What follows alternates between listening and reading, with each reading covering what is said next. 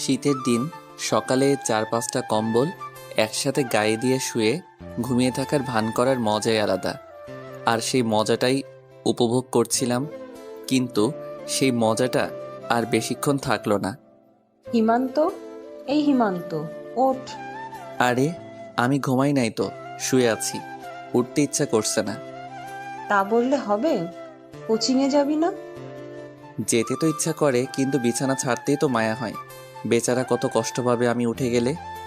আচ্ছা তাহলে তুই শুয়ে থাক, আমি গিয়ে বরং তোর বাবাকে বলি যে ছেলে বিছানার মায়া ছাড়তে পারছে না। কি? বাবা এখন অফিসে যায়নি? না, রেডি হচ্ছে, তোকে ডাকতে বললো। তুমি যাও, আমি ফ্রেশ হয়ে আসছি। হুম, তাড়াতাড়ি কর। হুম। উঠে চলে এলাম ফ্রেশ হতে। তার মাঝে পরিচয়টা দিয়ে দেই, আমি হিমান্ত, হিমু। ফ্রেন্ড সার্কেলে সবাই হিমু নামেই ডাকে।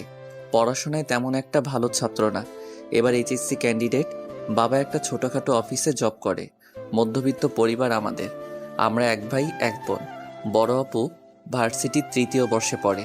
আমার পরীক্ষার আর ২ মাস বাকি, তাই কোচিংয়ে যাওয়ার জন্য তৈরি হচ্ছি। হিমু, এখনো হয়নি তো? এই তো আসছি মা। বস এখানে। আব্বু কোথায় আম্মু? এইমাত্র বেরিয়ে গেল। ও, সকালে নাস্তা করে একটা খাতা আর একটা কলম নিয়ে বেরিয়ে পড়লাম কোচিংয়ের উদ্দেশ্যে। প্রতিদিনের মতো রিক্সা করে পৌঁছে গেলাম। ভাগ্যিস লেট হয় নাই, না হলে স্যারের আরও কিছু নীতিবাক্য শুনতে হতো।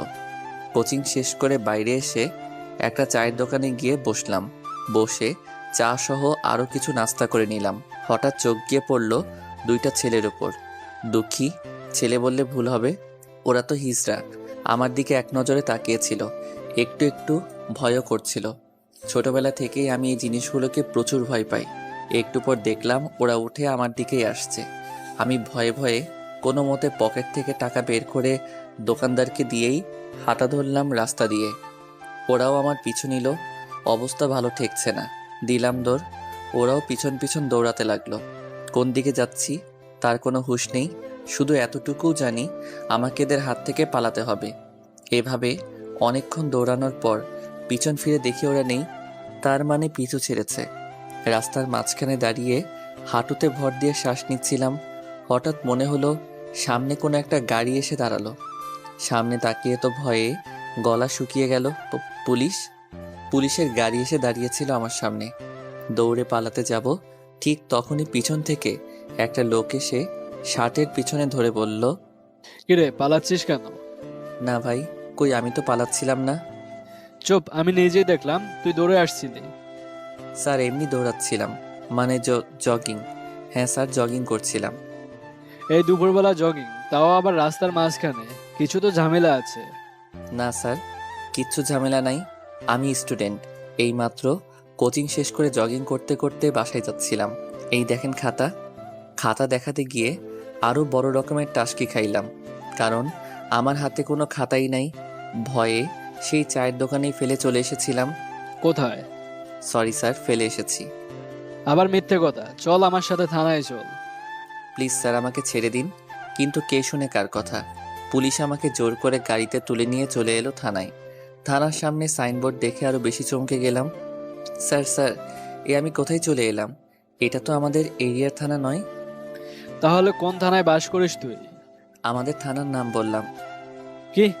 আরে ওইটা তো অনেক দূর, তুই এখানে এসেছিলি কেন? স্যার, সে এক দুর্ঘটনা। চুপ, আবার আরেকটা নতুন স্টোরি। পুলিশের ধমকে একেবারে চুপ হয়ে গেলাম। চলে গেলাম থানার ভিতরে। ভয় ভয় করছে।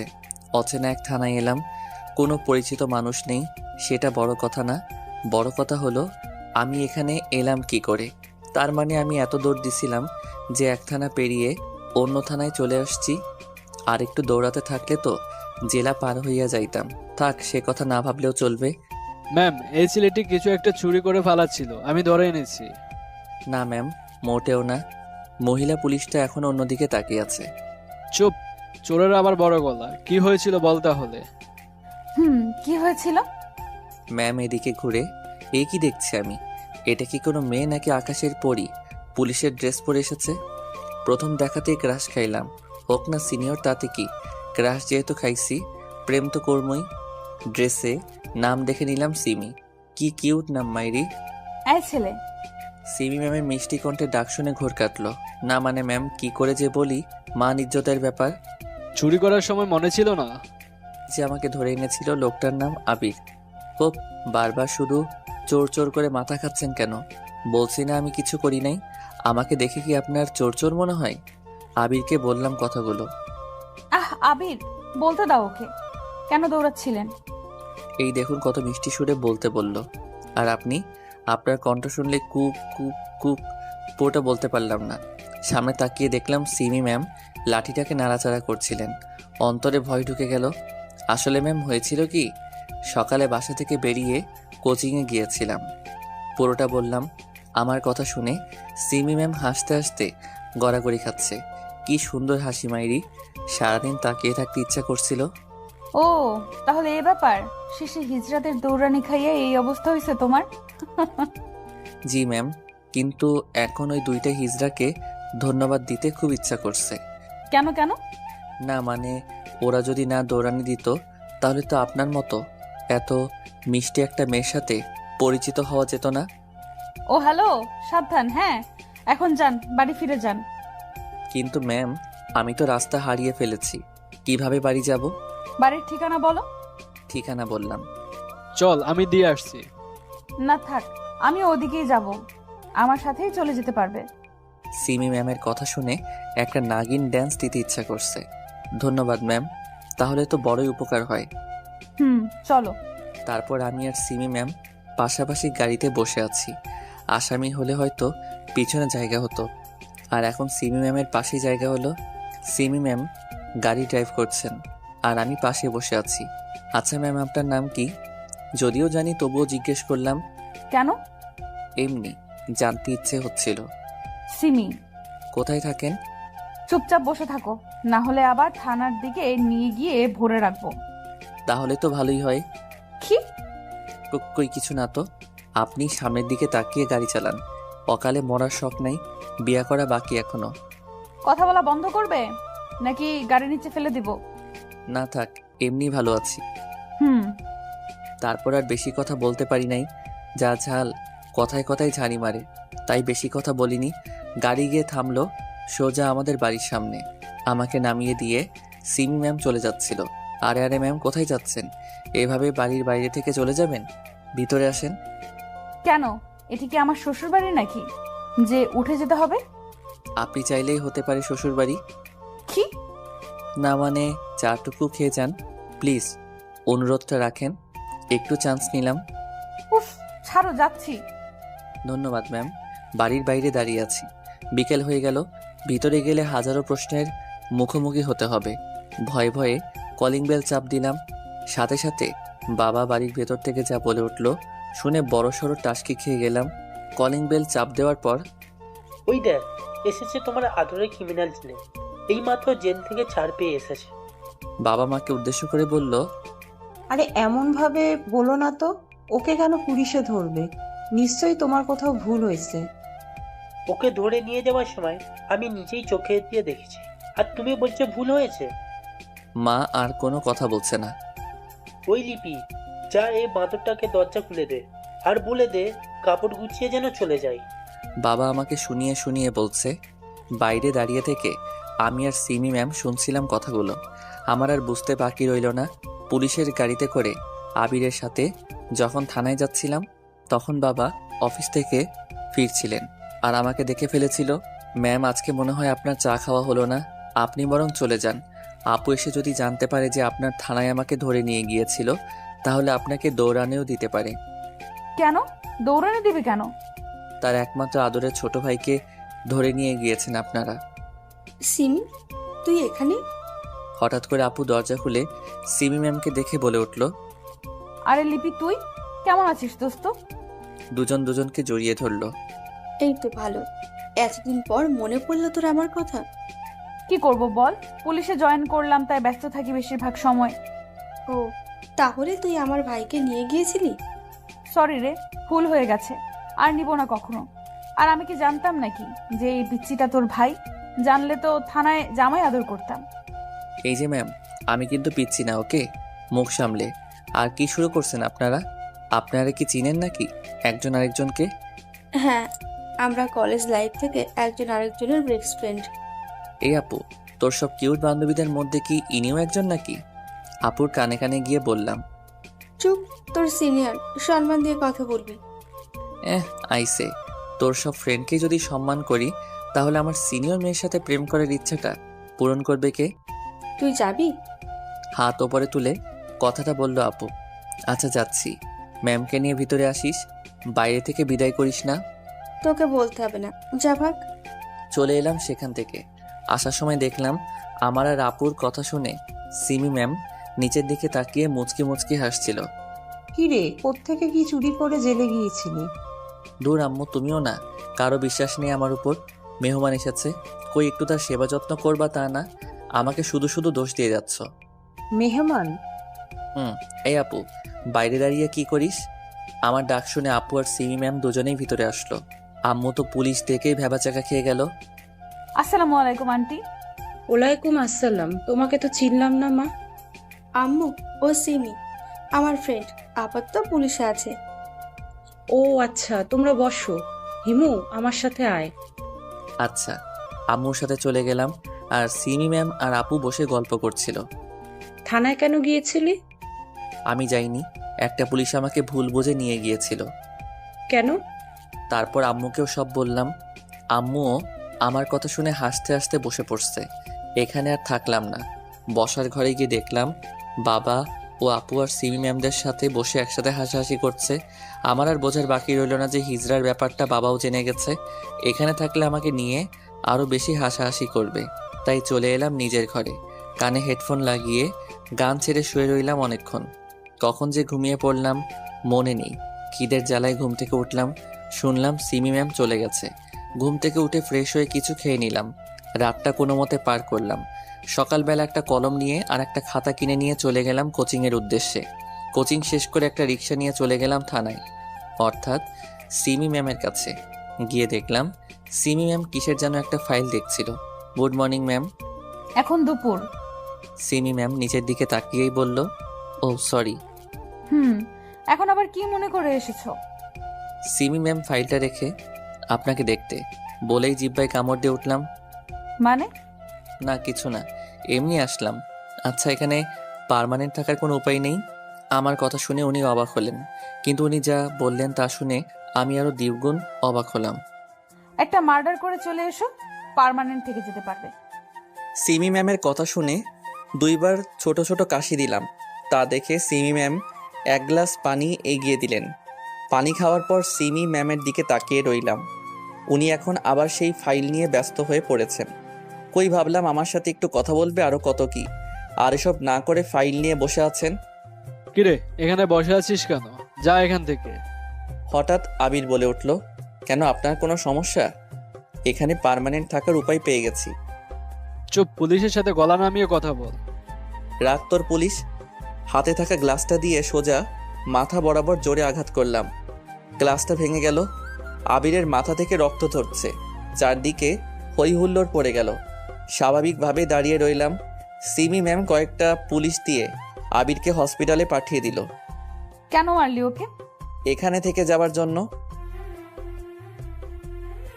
আমি ভাবতেই পারিনি সিমি ম্যাম এমনটা করতে পারবেন। চরটা সজোরেই দিয়েছে। গালে হাত দিয়ে দাঁড়িয়ে আছি। খুব শখ তোর জেলের ভাত খাবার, তাই না? আয় তাহলে এদিকে।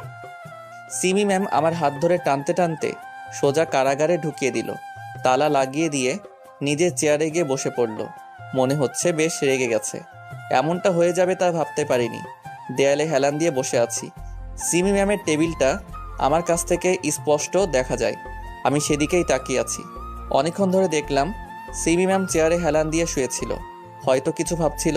কিছুক্ষণ পর আবার কারাগারের দরজা খুলে আমার পাশে আসলো। সবাই এখান থেকে পালাতে চায়, আর তুমি এখানে থাকতে চাও কেন? সিমি ম্যাম তুমি করে বলছে, হয়তো রাগ কমেছে। এমনি এখানে থাকলে কেমন লাগে এটাই জানতে। জানা হয়েছে। কেন? জানা হইলে এখান থেকে যাও।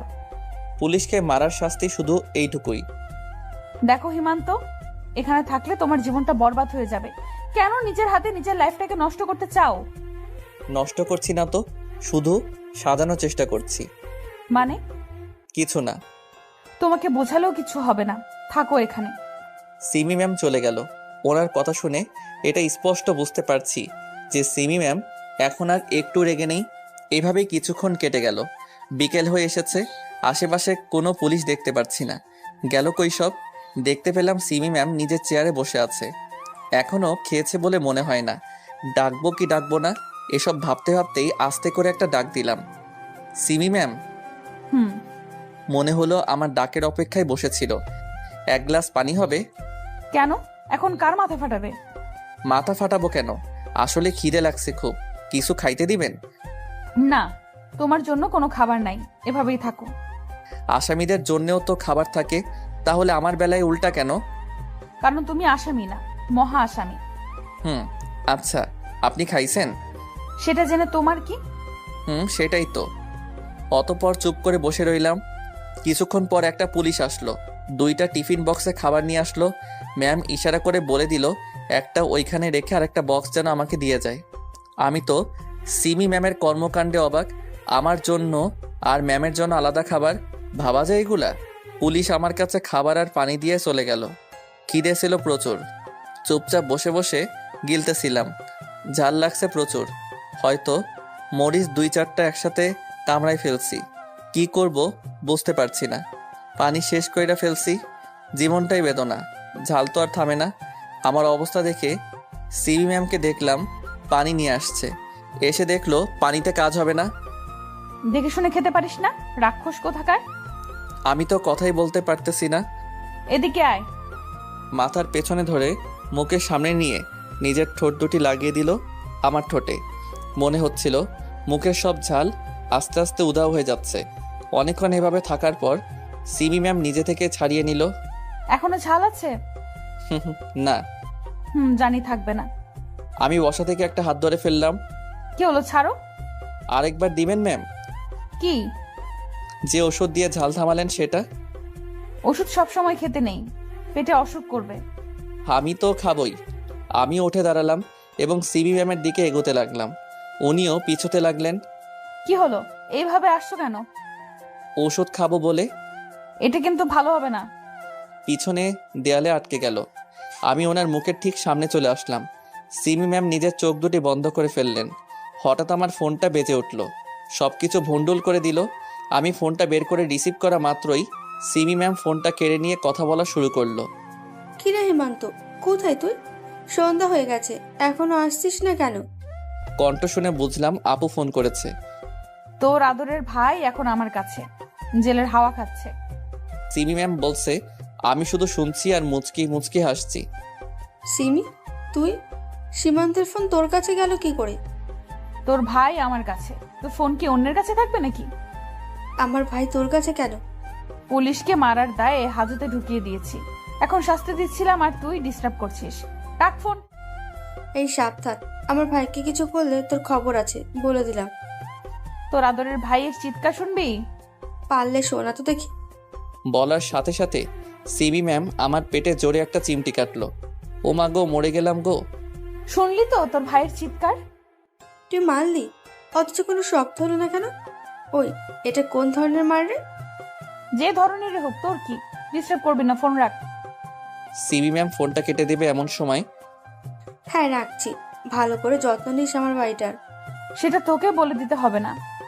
সিবি ম্যাম ফোনটা আমার পকেটে ঢুকিয়ে দিল। এত জোরে কেউ সিমটি দেয়?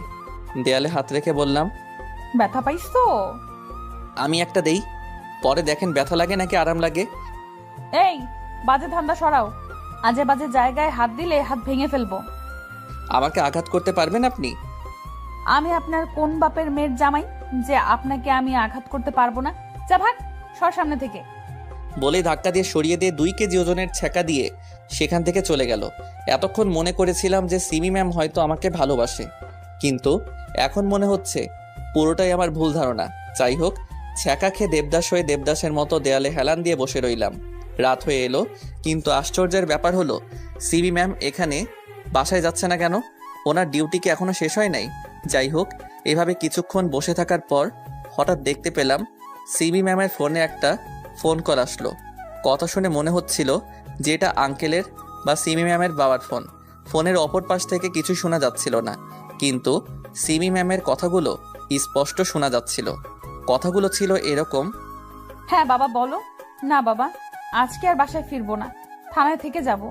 একটা ইম্পর্টেন্ট কাজ আছে, তাই তুমি আমাকে নিয়ে চিন্তা করো না। মেয়ে বলে কি হয়েছে, তাছাড়া এখানে আমার। তারপর কথাটা আস্তে বলার কারণে শুনতে পাইনি, তবে সিমি ম্যামের মুখে আমার দিকে তাকিয়ে মুচকি হাসি দেওয়ার ছাপ দেখতে পেয়েছি। তুমি যা মনে করো তাই করো, রাখি, বাই। বলেই সিমি ম্যাম ফোনটা কেটে দিল। তারপর কিছুক্ষণ চেয়ারে বসে রইল।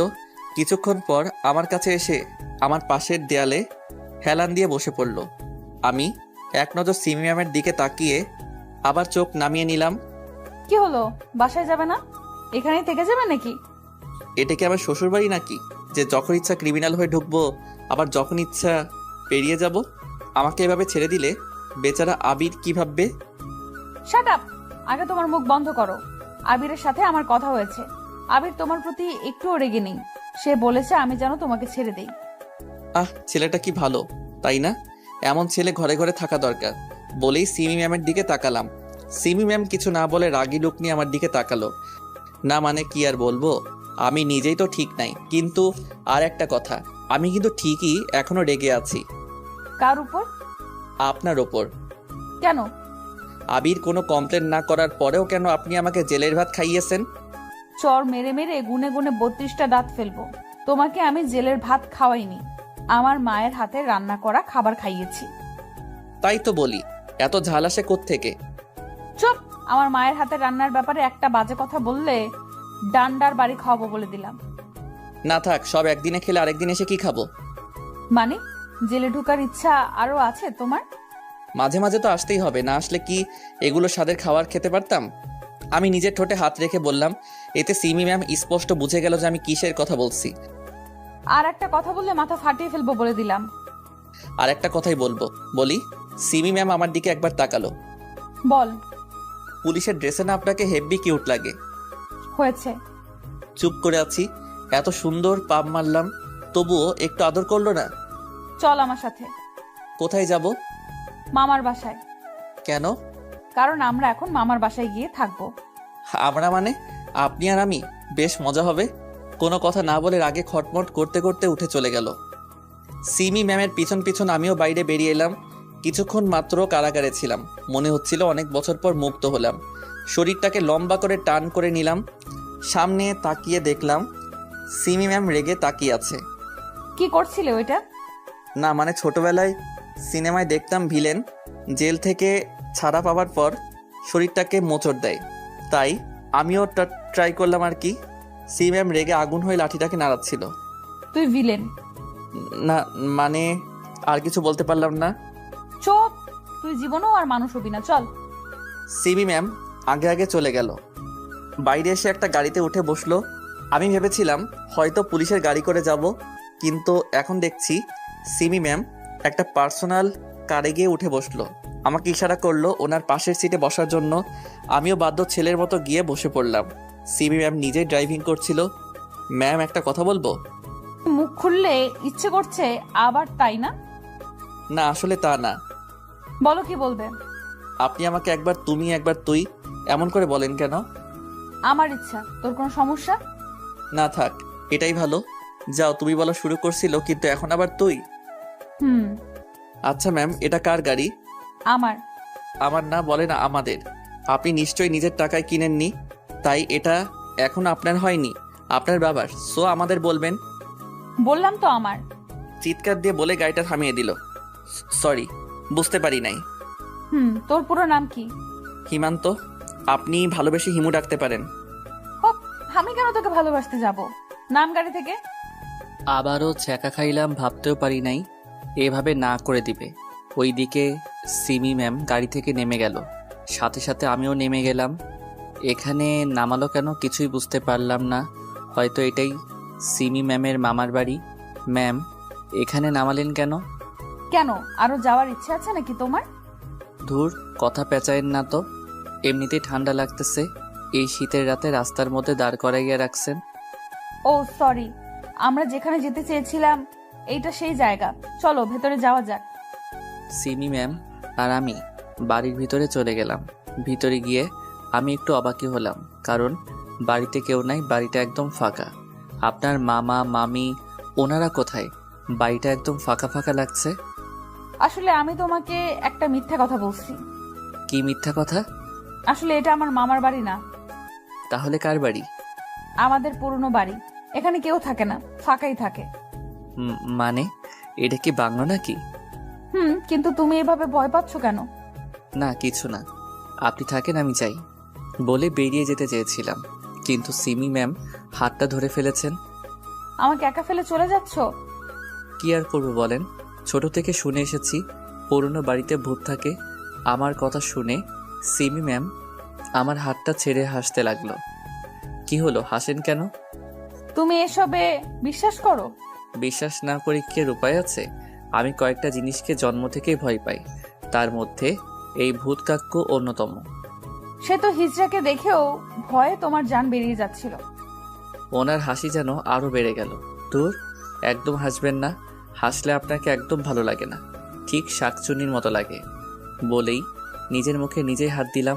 এ কি বলে ফেললাম। কোনো কথা বলছে না, হাসি বন্ধ করে মুখ গোমড়া করে ঠায় দাঁড়িয়ে আছে। সরি, কান ধরে বললাম। এখনো কোনো কথা বলছে না, মাথা নিচু করে দাঁড়িয়ে আছে। হয়তো আমার কথায় অনেক কষ্ট পেয়েছে। কেন যে এই কথাটা বলতে গেলাম, এখন নিজেকে নিজেই মারতে ইচ্ছে করছে। দেখি মন ভালো করা যায় কি না। বললাম তো সরি, বলে ফেলছি। আপনার হাসি তো অনেক মিষ্টি হাসি, প্লিজ রাগ কইরেন না। চলো। হাত ছাড়িয়ে চলে যেতে চাচ্ছিল। বুঝেছি এভাবে হবে না, অনেক হয়েছে, এবার একটু এদিকে এসো দেখি। প্রথমে একটু চাড়িয়ে নেবার চেষ্টা করলেও পরে আর করলো না, ও নিজেও রেসপন্স দিতে শুরু করলো। প্রায় 2 মিনিট এইভাবে থাকার পর সিমি ম্যাম আস্তে করে নিজেকে ছাড়িয়ে নিয়ে নিল। আমিও আর জোর করিনি। কি করছো এসবের মানে কি? কেন বোঝেন না? না। সত্যি? দেখো হিমান্ত, আমি তোমার থেকে সিনিয়র, আমাদের মাঝে কোনো সম্পর্ক হয় না। আপনি চাইলেই হয়। আমি আপনাকে দেখার পর থেকে আর কিছু ভাবতেও পারি না, শুধু আপনাকে নিয়েই ভাবতে ভালো লাগে। আমি এটা বুঝে গেছি যে আমার জীবনে শুধু আপনাকেই দরকার। হিমান্ত, এটা তোমার ভালোবাসা নয়, এটা তোমার আবেগ। কতক্ষণ থাকবে তোমার এই আবেগ? 1 দিন 2 দিন 1 সপ্তাহ, একটা সময় তো ঠিকই সব আবেগ শেষ হয়ে যাবে। আপনাকে নিয়ে আমার অনুভূতিগুলো যদি আবেগ হয় তাহলে ভালোবাসা কাকে বলে?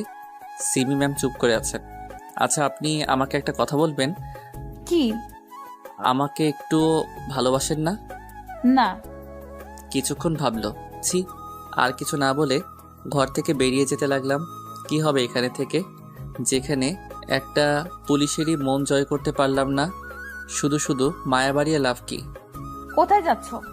পেছন থেকে সিমি ম্যাম বলে উঠল, বাড়িতে। এত রাতে? তাতে কি হয়েছে? না মানে তেমন কিছু না, সামনে একটা ছোট্ট গোরস্থান আছে, তাই বলছিলাম সাবধানে যেতে। পেছনে তাকিয়ে দেখলাম সিমি ম্যাম মুখ টিপে হাসছিল। দিলেন তো আমার এত স্বাদের ইমোশনটা নষ্ট করে। কি হলো, দাঁড়িয়ে আছো কেন? যাও। আর এদিকে আমার গা জ্বলছিল, ইচ্ছে হচ্ছিল যে দেখিয়ে দেই আমি এসব ভয় পাই না, কিন্তু কি আর করার, অন্তরের ভয় কি আর কারো কথা শুনে? অবশেষে হার মানতে হলো নিজের ভয়ের কাছে। কি হলো, সাহসের হাওয়া বেরিয়ে গেল? বলেই হাসতে লাগলো সিমি ম্যাম। এটা বলা কি খুব জরুরি ছিল? বুঝেছি, এখন লক্ষ্মী ছেলের মতো ওই ঘরে গিয়ে শুয়ে পড়ো। আর আপনি কোথায় থাকবেন? কেন, ওই ঘরেই।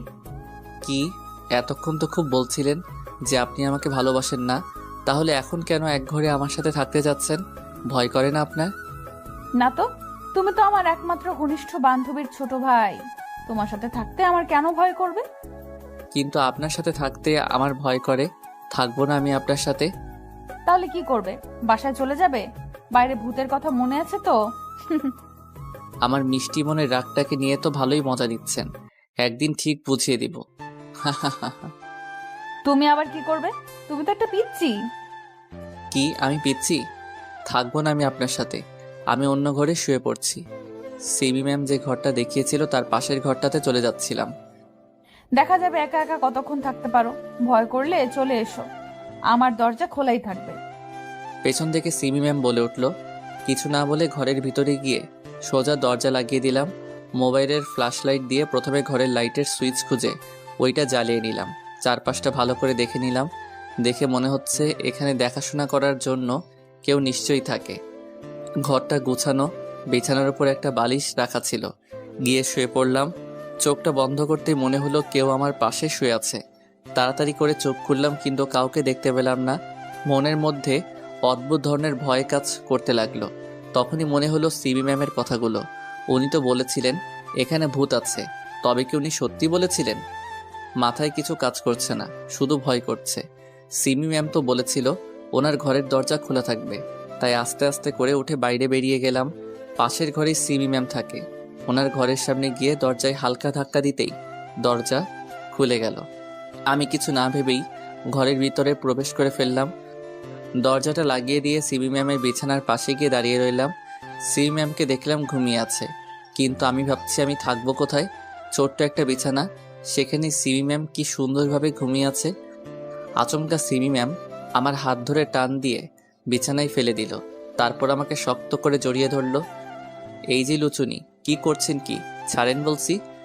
চুপচাপ শুয়ে থাকো, কোনো কথা বলবা না। আমি জানতাম তুমি এখানে আসবা। জানেন যখন ভালো করছেন, এখন ছাড়েন তো, না হলে কিন্তু। না হলে কি করবা? করো, মানা করছে কে? উফ, ব্যথা পাচ্ছি তো। তো আমি কি করব? ঠিক আছে, দেখাচ্ছি কি করবেন। আমি আরো বেশি শক্ত করে জড়িয়ে ধরলাম। ও মা গো, ব্যথা পাচ্ছি তো।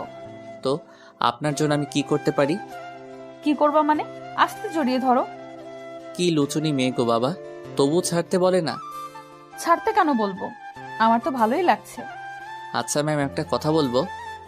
বলো। 2 দিনের পরিচয়ে একটা ছেলের সাথে এইভাবে শুয়ে থাকতে আপনার ভয় করছে না?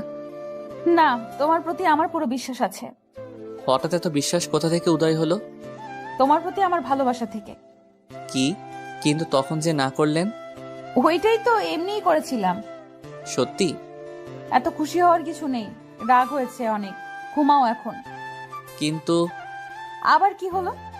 খিদে পাইছে খুব। সেই যে দুপুরে খাইছিলাম, তারপর থেকে তো আর খাওয়া নাই। ঠান্ডা লাগছে খুব। এখন আমি তোমার জন্য বিছানা ছেড়ে রান্নাঘরে যেতে পারবো না।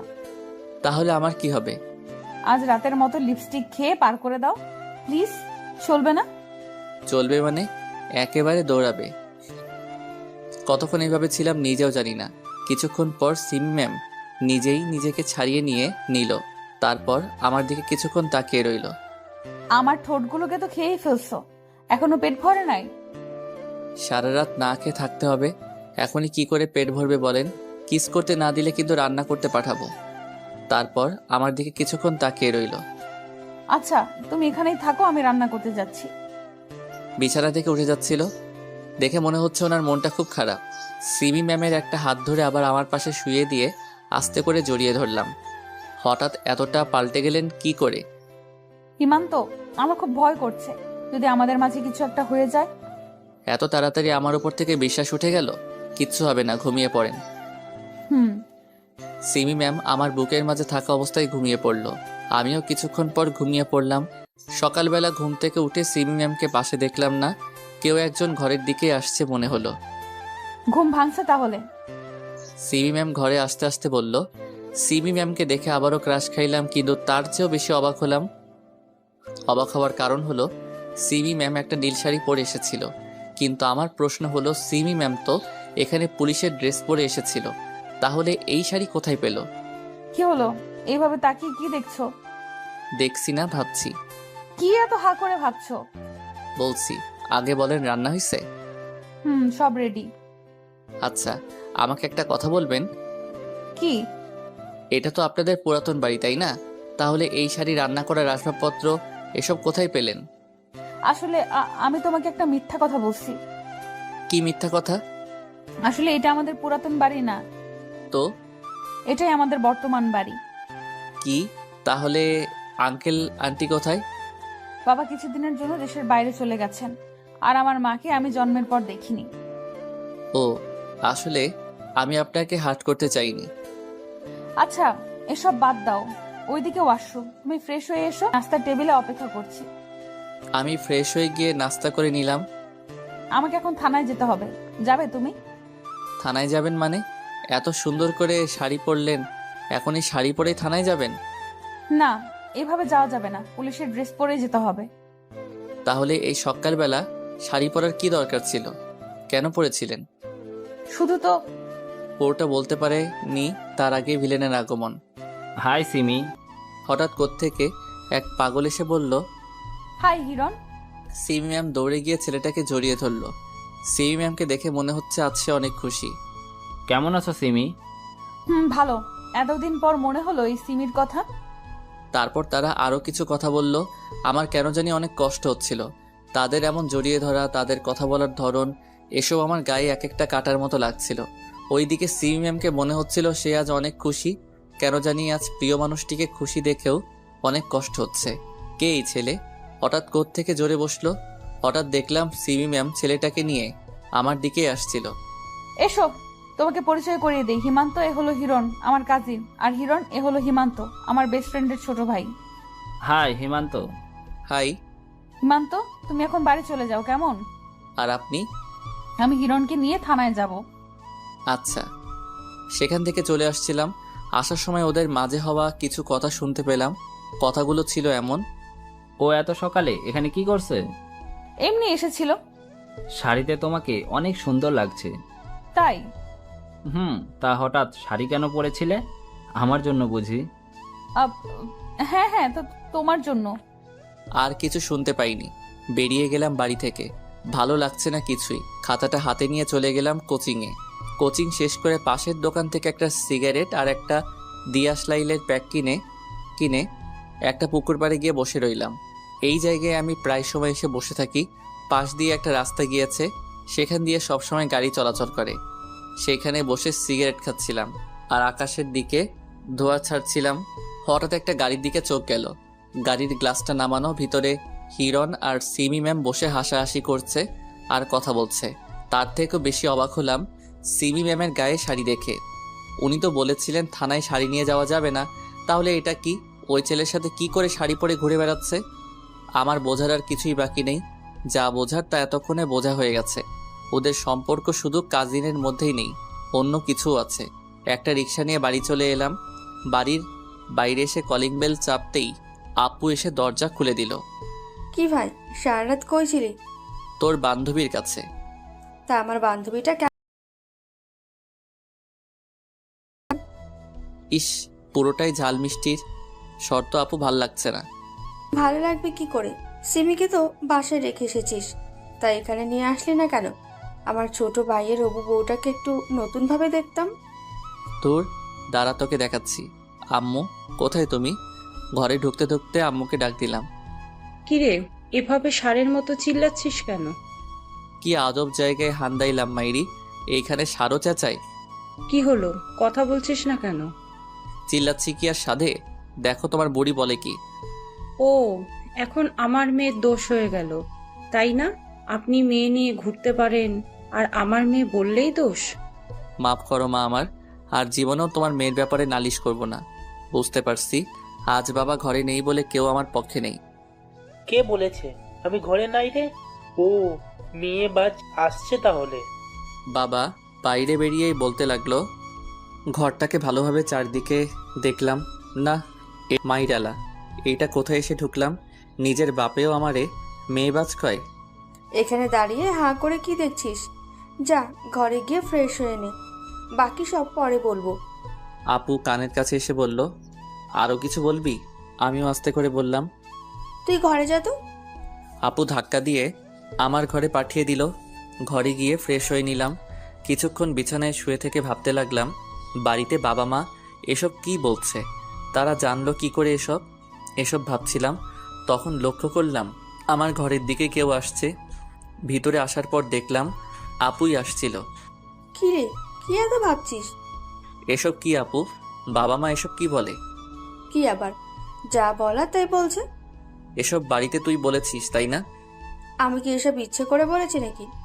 তো মা জিজ্ঞেস করেছিল যে সন্ধ্যা হয়ে আসছে, তুই এখনো ফিরছিস না কেন?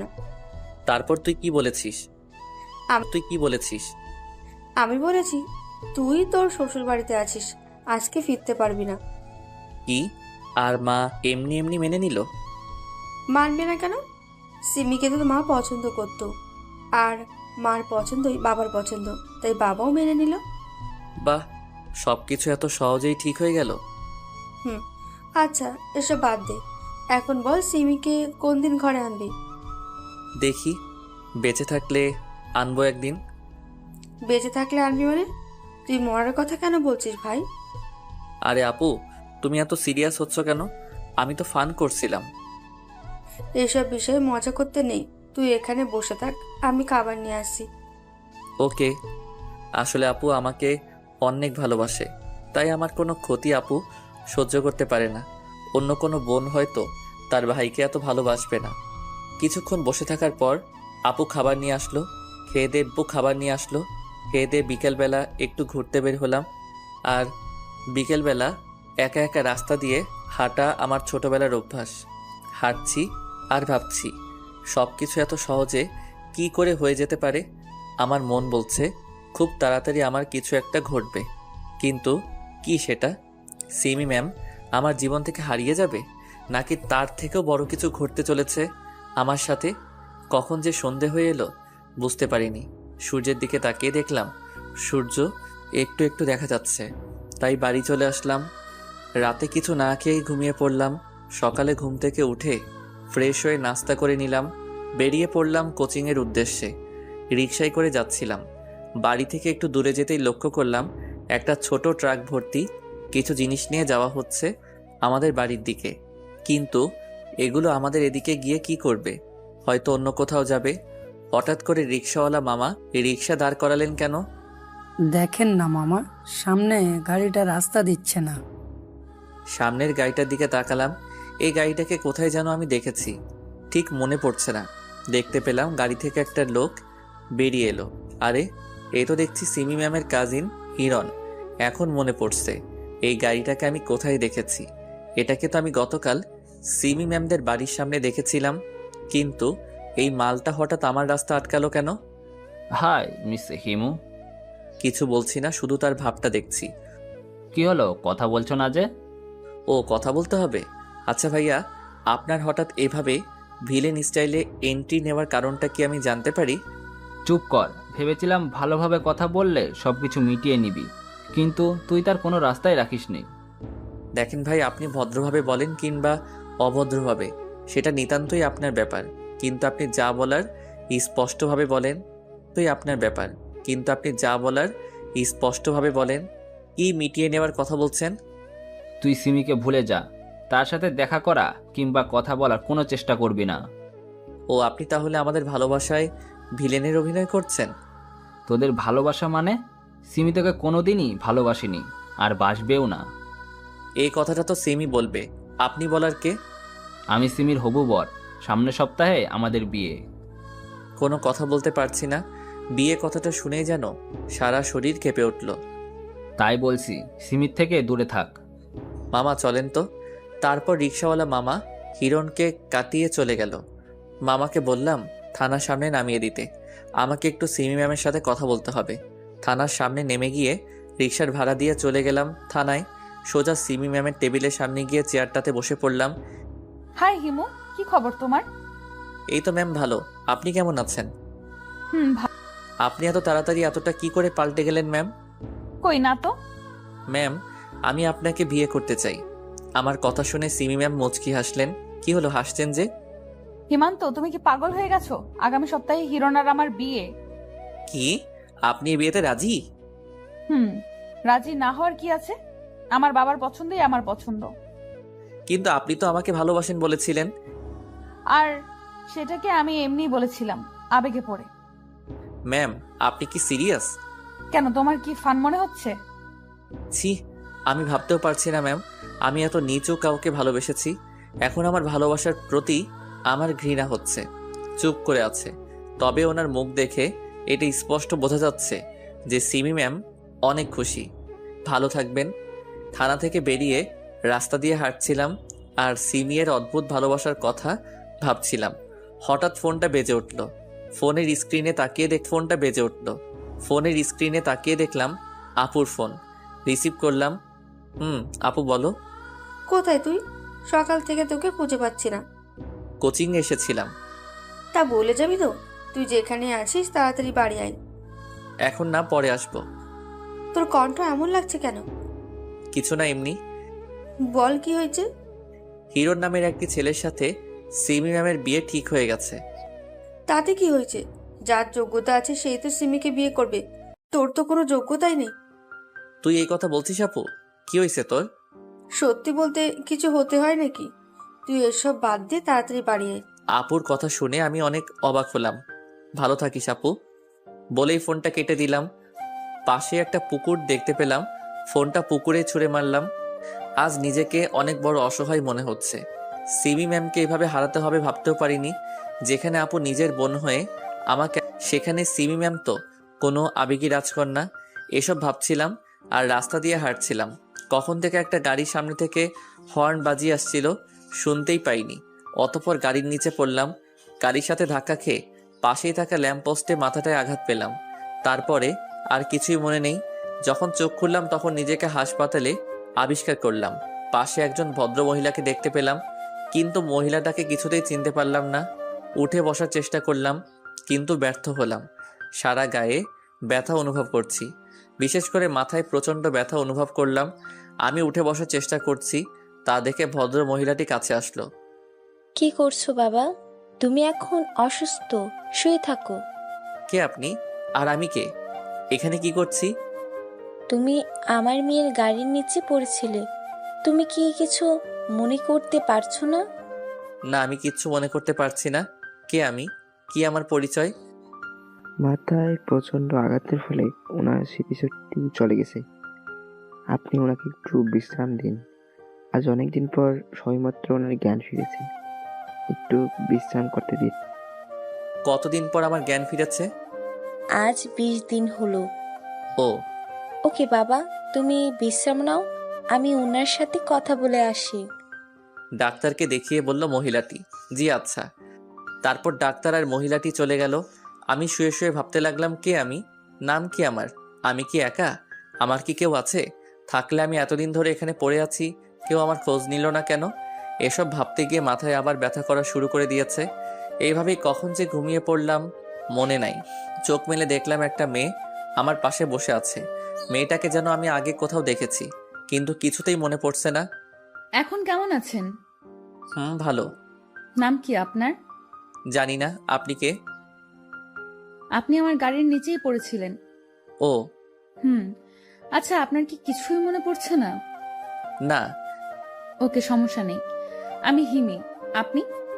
মেয়েটি আমার দিকে এক হাত বাড়িয়ে, আমি কিছু না বলে শুধু মুচকি হাসি দিলাম। মেয়েটার কাণ্ড দেখে আমার অনেক হাসি পাচ্ছে। ও সরি, আপনি তো আপনার নামই জানেন না। আপনার হাসিটা কিন্তু অনেক সুন্দর। আপনারটাও। আচ্ছা, আমি আপনাকে একটা নাম দেই।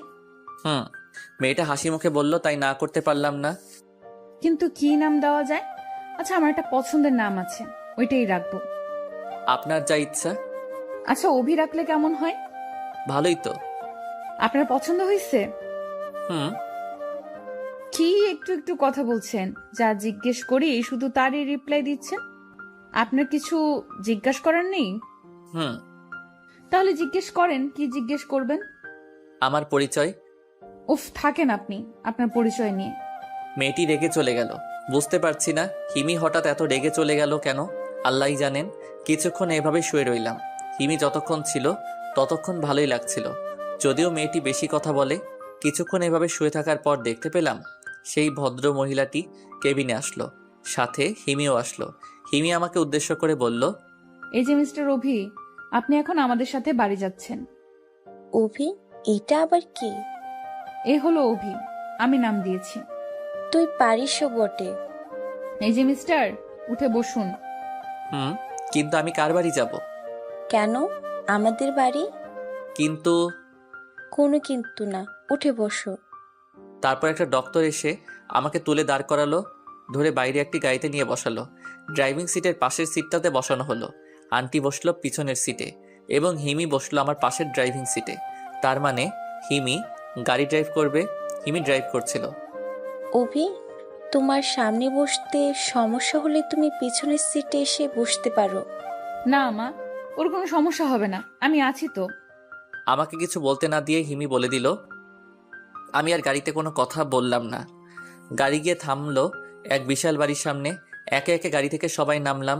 হিমি আমাকে ধরে ধরে একটা ঘরে বিছানায় নিয়ে বসিয়ে দিল। আজ থেকে এখানে তুমি থাকবে, কোনো অসুবিধা হলে আমাকে বলবে, ঠিক আছে?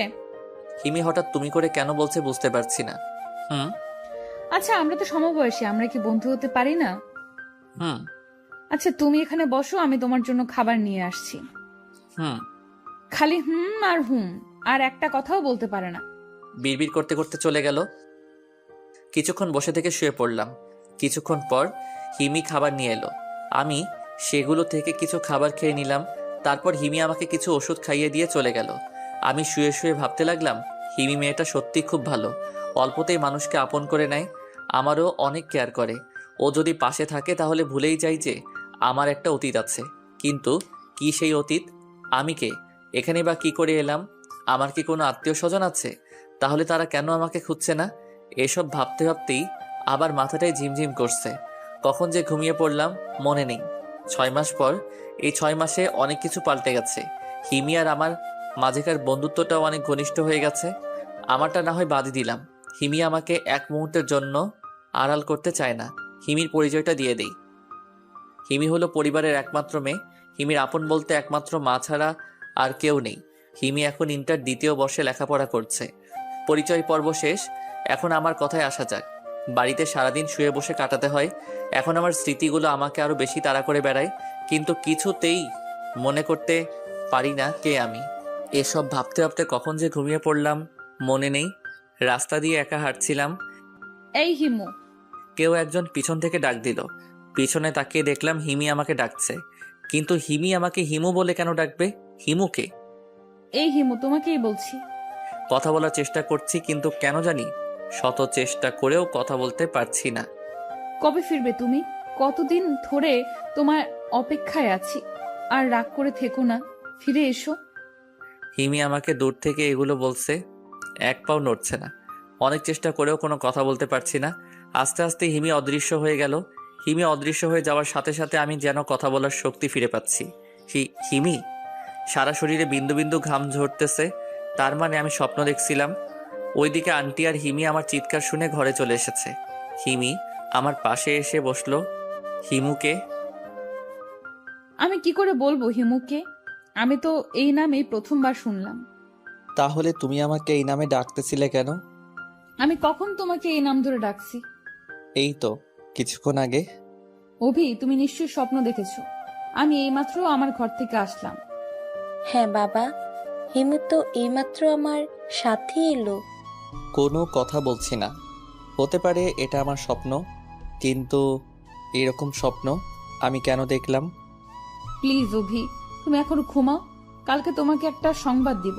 আমি জানি তুমি ওইটা শুনে অনেক খুশি হবে। কি সংবাদ? হুম, সেটা সকালেই বলবো। আম্মু, চলো তো এখান থেকে। হিমি আর তার আম্মু সেখান থেকে চলে গেল। আমি ওভাবেই শুয়ে পড়লাম আর ভাবতে লাগলাম, এই স্বপ্নের মানে কি? কেন দেখলাম আমি এই স্বপ্ন? এটা কি আমার অতীতের কোনো দৃশ্য? এসব হাজারো প্রশ্ন ভাবতে ভাবতে কখন যে ঘুমিয়ে পড়লাম মনে নেই। সকালবেলা হিমির ডাকে ঘুম ভাঙল। ঘড়িতে তাকিয়ে দেখলাম 9টা বাজে। উঠে ফ্রেশ হয়ে খাবার টেবিলে গেলাম। হিমিকে দেখে আবারও ক্রাশ খাইলাম। মানে হিমির প্রতি আমি সবসময় ক্রাশিত। খাবার টেবিলে এসে দেখলাম হিমি রেডি হয়ে টেবিলে বসে আছে। সাধারণত হিমি যখন কোথাও ঘুরতে যায় তখনই এভাবে তৈরি হয়, কিন্তু আজ কোথায় যাবে? খাওয়া শেষে। হিমি, তুমি না বলেছিলে একটা সুসংবাদ দিবে? কি সেটা? বলবো। আর বেশি কথা বলিস না, বলে ফেল। আমি হ্যাঁ, তুমি পুলিশে জয়েন করেছি। কি? এটা তো দারুণ খুশির সংবাদ। এই নাও, মিষ্টি খাও। হিমি টেবিলে থাকা মিষ্টির প্যাকেট থেকে একটা মিষ্টি আমার মুখের সামনে ধরে।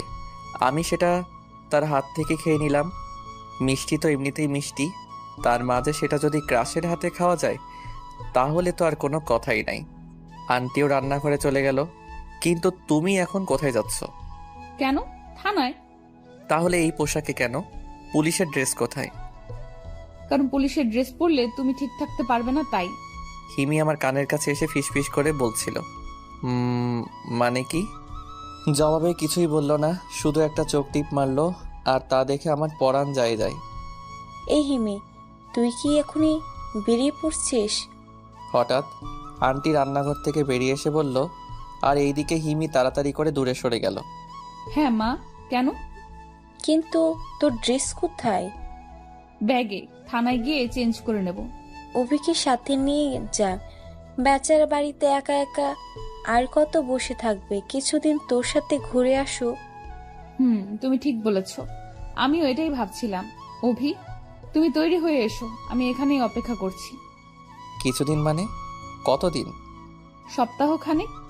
না হিমি, আমার ভালো লাগছে না, আমি বরং অন্য একদিন যাব। কোনো অজুহাত শুনবো না, তুমি এখনই রেডি হবে, ব্যাস। বলেই হিমি একটা সোফায় বসে পড়ল। অনেক চেষ্টার পরেও হিমির জেদের সাথে হার মানতে হলো। অবশেষে তৈরি হয়ে নিতে হলো। আন্টির কাছে থেকে বিদায় নিয়ে হিমির সাথে বেরিয়ে এলাম। হিমি আর আমি একটা গাড়ি করে যাচ্ছিলাম। হিমিকে দেখলাম অনেকটা খুশি খুশি লাগছে। হঠাৎ এত খুশি কেন জানতে পারি? আজ প্রথম তোমার সাথে লং ড্রাইভে যাচ্ছি তো, তাই। হিমি মুচকি হেসে উত্তর দিল, ও, এখানে এত খুশি হওয়ার কি আছে?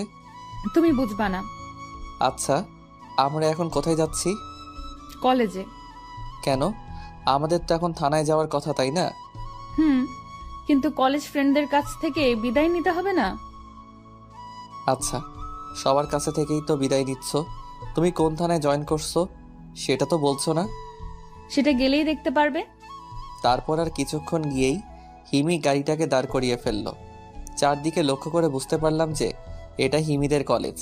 আমি কিছু বলার আগেই হিমি বলতে লাগলো, চুপচাপ এখানে বসে থাকো, আমি আসার আগ পর্যন্ত এখান থেকে কোথাও যাবে না, ঠিক আছে? কিন্তু তুমি কোথায় যাচ্ছ? ফ্রেন্ডদের সাথে দেখা করে আসার জন্য। তাহলে আমিও আসি। লুচ্চা কোথাকার, খুব শখ মেয়ে দেখার, তাই না?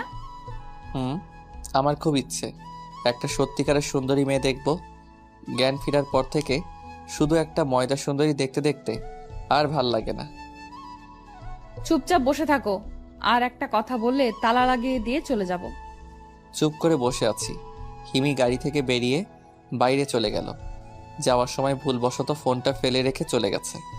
ফোনটা হাতে নিয়ে দেখলাম লক করা, পাশে একটা হেডফোন পড়েছিল।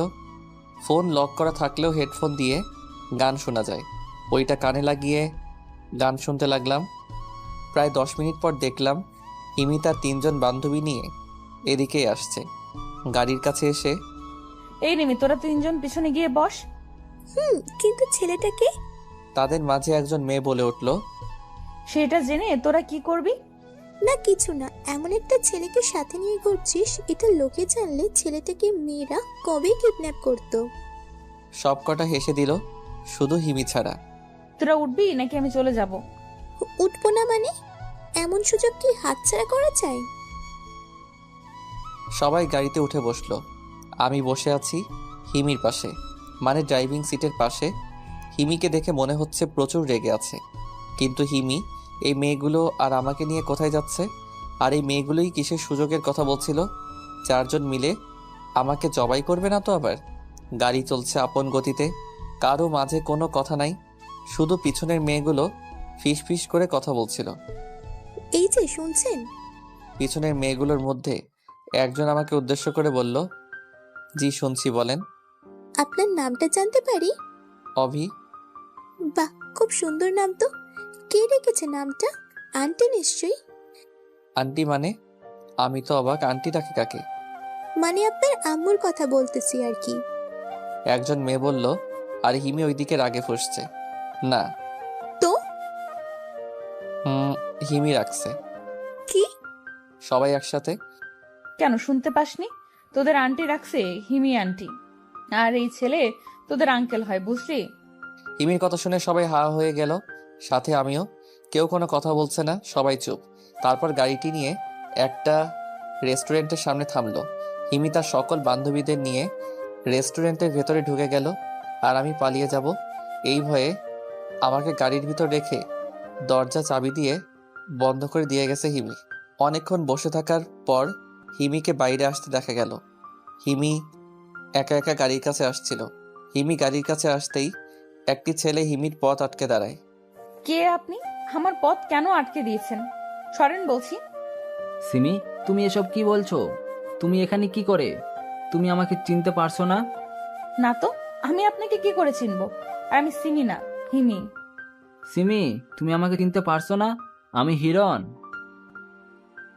হিরণ তোমার। কিছু বলতে না দিয়ে হিমি আটকে দিল। দেখেন, আপনি কে আমি চিনি না। আপনার নিশ্চয়ই কোথাও ভুল হচ্ছে। আমি হিমি। আমি আপনাকেই বা সিমি নামের কাউকে চিনি না। সিমি, তুমি। হিমি লোকটিকে আর কিছু বলতে দিল না। সরেন তো, আমার তাড়া আছে। হিমি লোকটিকে ধাক্কা দিয়ে সরিয়ে গাড়ির কাছে চলে আসলো। হিমি গাড়ির দরজা খুলে গাড়িতে ঢুকে পড়ল। তাই ছেলেটি আমাকে কিংবা আমি ছেলেটাকে কেউ কাউকে দেখতে পারলাম না। হিমি গাড়ি ড্রাইভ করছিল। ছেলেটি কে ছিল? চিনি না। সিমি সিমি বলে আমার মাথা খেয়ে নিচ্ছিল। ও, ছেলেটি হয়তো পাগল, তাই না? হয়তো, না হলে আমাকে সিমি বলতে যাবে কেন? আচ্ছা, তোমার বান্ধবীরা কোথায়? কেন, মিস করছো তাদেরকে? আরে তা না, ওরা হঠাৎ তোমার সাথে কেন এলো আর ওই রেস্টুরেন্টে কেন থেকে গেল, এটাই জানতে চাইছিলাম আর কি। ও, আসলে আমি যে পুলিশে জয়েন করেছি এটা ওদেরকে বলার পর ওরা বলল যে ওদেরকে ট্রিট দিতে হবে, তাই সাথে করে নিয়ে এলাম। ও তাই বলো। আচ্ছা, আমাদের গন্তব্যে যেতে কতক্ষণ লাগবে? 3-4 ঘন্টা। ও আচ্ছা। তুমি গাড়ি চালাতে পারো? হিমি আমাকে জিজ্ঞেস করলো। জানি না, মনে হয় পারবো না। আমি আবার শিখাইলেও পারবা না? জানি না। জানো কি তুমি? এদিকে এসো, আমি শিখিয়ে দিচ্ছি। হিমি গাড়িটাকে থামিয়ে আমাকে ড্রাইভিং সিটে বসিয়ে দিয়ে সে পাশের সিটে বসে গেল। হিমি, আমি পারবো না তো। চুপ, আমি যেভাবে বলছি সেভাবেই চালাও। হিমি আমাকে কিছুক্ষণের মধ্যে পাকা ড্রাইভার বানিয়ে ফেললো। আমি ভাবতেও পারিনি এত তাড়াতাড়ি শিখে ফেলবো। হিমি, আমি তো রাস্তা চিনি না, কোন দিক দিয়ে যাব? দাঁড়াও, আমি ব্যবস্থা করছি। হিমি তার ফোন বের করে লোকেশন অন করে একটা জায়গার লোকেশন দেখিয়ে বলল, এইখানে যাবে।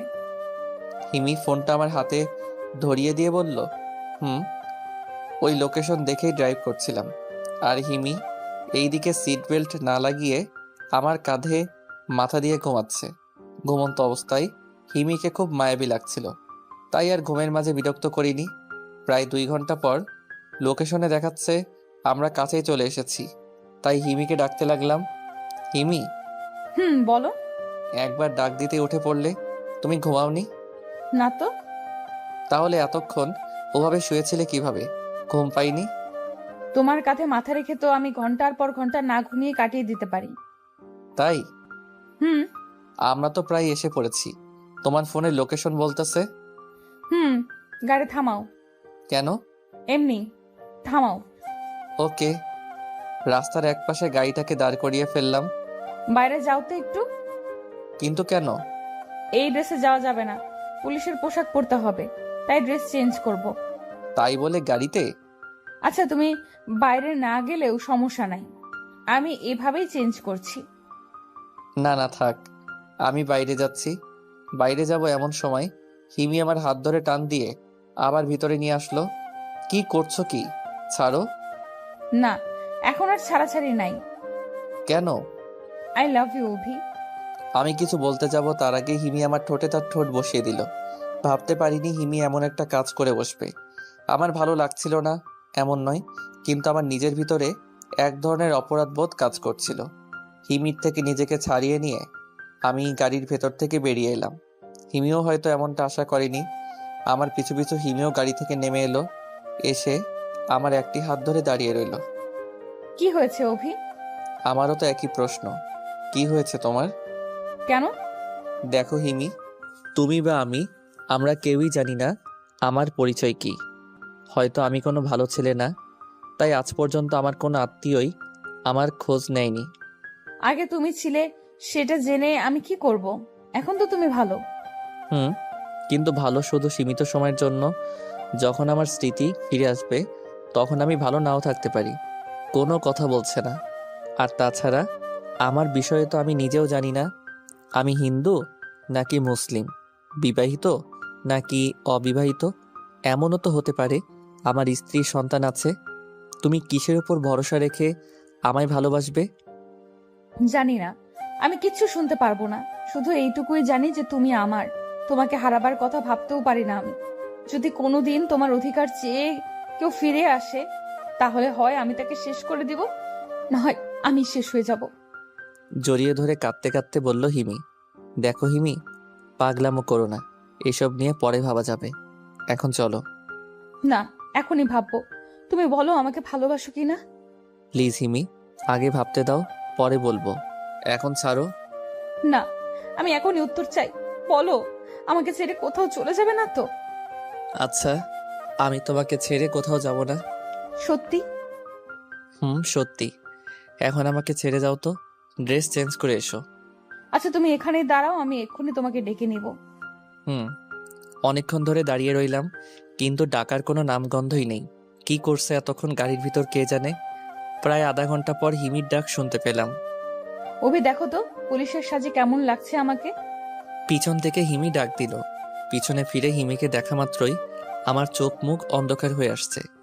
আমার মনে হচ্ছে হিমিকে এই সাজে আমি আগে কোথাও দেখেছি, কিন্তু হিমি তো এই পোশাক প্রথম পরল। তাহলে এমন কেন মনে হচ্ছে আমার? এসব ভাবতে ভাবতে কখন মাটিতে পড়ে গেছি মনে নেই। হিমু, এই হিমু, খুঁজে বের করো আমায়। এখানে আমি একা, খুব কষ্ট হচ্ছে আমার। বুঝতে পারছি না আমি মুখ দিয়ে কথা কেন বলতে পারছি না, হাঁটতেও তো পারছি না। হিমু, আমাকে বাঁচিয়ে নাও, আমি তোমার হয়ে বাঁচতে চাই। হিমি এক হাত আমার দিকে বাড়িয়ে, কিন্তু আমি তো কোনো কথাই বলতে পারছি না। এমনকি আমি এই জায়গা থেকে নড়তেও পারছি না যে হিমির হাতটুকু গিয়ে ধরবো। অন্যদিকে একটা ট্রাক হিমির দিকেই আসছে। হিমি ওই দিকে না তাকিয়ে আমার দিকেই হাত বাড়িয়ে দাঁড়িয়ে আছে। আমি শত চেষ্টা করেও হিমিকে সরে যেতে বলতে পারছি না, এমনকি হাত দিয়ে ইশারা পর্যন্ত করতে পারছি না। অন্যদিকে ট্রাকটা হিমির কাছেই চলে এসেছে। হিমিকে ট্রাকটা ধাক্কা দিয়ে ছিটকে ফেলে দিয়েছে। হিমি বুঝতেই পারিনি যে আমি এতক্ষণ হাসপাতালের বিছানায় শুয়েছিলাম। সারা শরীরে বিন্দু বিন্দু ঘাম ঝরছে। আশেপাশে কাউকে দেখতে পারছি না। আমি কি সত্যি স্বপ্ন দেখছিলাম? হিমি ঠিক আছে তো? না আমাকে হিমির কাছে যেতেই হবে? কিন্তু হিমি কোথায়? কেবিনে কেউ নেই। আমি কেবিন থেকে বেরিয়ে হিমিকে খুঁজতে লাগলাম। খুঁজতে খুঁজতে আইসিইউ পেরিয়ে গেলাম, কিন্তু হিমির দেখা পেলাম না। হঠাৎ মনে হলো আমি আইসিইউতে হিমিকে দেখলাম। আবার ভালো করে দেখার জন্য যেই পিছনে যাব, তখনই অভি, তুমি এখন কি করছো? তুমি তো অসুস্থ। আন্টি সামনে থেকে বলে উঠল, না মানে এমনি। আচ্ছা আন্টি, হিমি কোথায়? তুমি তাকে দেখি অজ্ঞান হয়ে গিয়েছিলে, তাই সে তোমার সামনে আসতে চাচ্ছে না। হিমি এখন কোথায়? ও, বাইরে দাঁড়িয়ে আছো কেন? তুমি যাও, আমি তোমার ছুটি নিয়ে আসছি। আচ্ছা। তারপর আর পিছনে না গিয়ে চলে গেলাম বাইরে। দেখলাম হিমি গাড়িতে হেলান দিয়ে দাঁড়িয়ে আছে। অন্যদিকে তাকিয়েছিল বলে আমাকে দেখতে পাইনি। এখনো সেই পুলিশের ড্রেস পরে আছে। আমি পেছন থেকে গিয়ে তার কাঁধে হাত দিলাম। হিমি। হিমি চমকে গিয়ে আমার দিকে তাকালো। আমি ওর চোখে স্পষ্ট পানি দেখতে পেলাম। এই কি, তোমার চোখে পানি কেন? হিমির চোখের পানি মুছতে মুছতে বললাম। কিছু না বলে আমাকে জড়িয়ে ধরে আসে আর কেঁদেই যাচ্ছে। এই হিমি, কি হয়েছে তোমার? আমার কিছুই হয়নি। তোমার কি হয়েছে সেটা বলো। আমাকে পুলিশের ড্রেসে তুমি দেখতে কেন পারো না? হিমি এখনো জড়িয়ে ধরে কেঁদেই যাচ্ছে। আসলে আমি নিজেই জানি না মাঝে মাঝে আমার কি হয়। আমার বারবার মনে হচ্ছে আমি তোমাকে আগেও এই পোশাকে দেখেছি, কিন্তু কোথায় যে দেখেছি সেটাই মনে করতে পারছি না। কিন্তু এটা কি করে সম্ভব? আমি তো আজ প্রথম পুলিশের ড্রেস পরলাম। তাহলে তুমি আমাকে আগে কি করে দেখে থাকবে? হিমি মাথা উপরে তোলে। আমি জানি না, কিচ্ছু মনে করতে পারছি না। আমি এক পা পিছনে গিয়ে বললাম, অভি, আমার খুব ভয় করছে। আমার মনে হচ্ছে আমি তোমাকে হারিয়ে ফেলবো। আমি কোনো কথা বলতে পারছি না, কারণ এর কোনো উত্তর আমার জানা নেই। হয়তো হিমি ঠিকই বলছে। সিমিমা, তুই এখানে? আজ কতদিন ধরে তোকে আমরা সবাই খুঁজে চলেছি। হঠাৎ একজন মধ্যবয়স্ক লোক এসে হিমিকে সিমি বলে ডাকতে শুরু করলো। কি বলছেন এগুলো? কে সিমি? আর আপনি বা কে? আপনারা আমাকে চিনেনি বা কেন, আর আমাকে খুঁজবেনি বা কেন? সিমিমা, তুই আমাকে চিনতে পারছিস না? আমি তোর বাবা। আমাকে তুই কি করে ভুলে যেতে পারিস? দেখেন, আপনার নিশ্চয়ই কোথাও ভুল হচ্ছে। আমি সিমি না, হিমি। আমি শুধু দেখেই যাচ্ছি, কি বলবো কিছু বুঝতে পারছি না। হিরণ যখন বলেছিল তখন আমি বিশ্বাস করিনি। এখন তো নিজের চোখেও বিশ্বাস করতে পারছি না যে আমারই মেয়ে আমাকেই চিনতে পারছি না। আজব তো, এখন আবার ন্যাকা। হিমিকে আর বলতে দিলাম না। হিমি, এই কান্না ন্যাকা নয়, নিশ্চয়ই লোকটির কোনো মেয়ে হারিয়েছে, তাই তোমাকে হিমি থেকে সিমি বলছে। লোকটির প্রতি মায়া হলো, তাই বললাম। কে আপনি? পেছন থেকে আন্টি বলে উঠল, তাই লোকটিও পিছনে ফিরল। তুমি? আন্টি অবাক হয়ে বলে উঠল, রিহিতা, তুমি? লোকটিও আন্টিকে দেখে বলে উঠল। হিমি, গাড়িতে উঠ। আন্টি বলেই গাড়িতে উঠে বসলো। রিহিতা প্লিজ একটু শোনো রিহিতা। লোকটি গাড়ির কাছে যেতে চাইল। হিমি লোকটির পথ আটকে দাঁড়ায়। দেখেন, অভদ্রতার একটা সীমা আছে।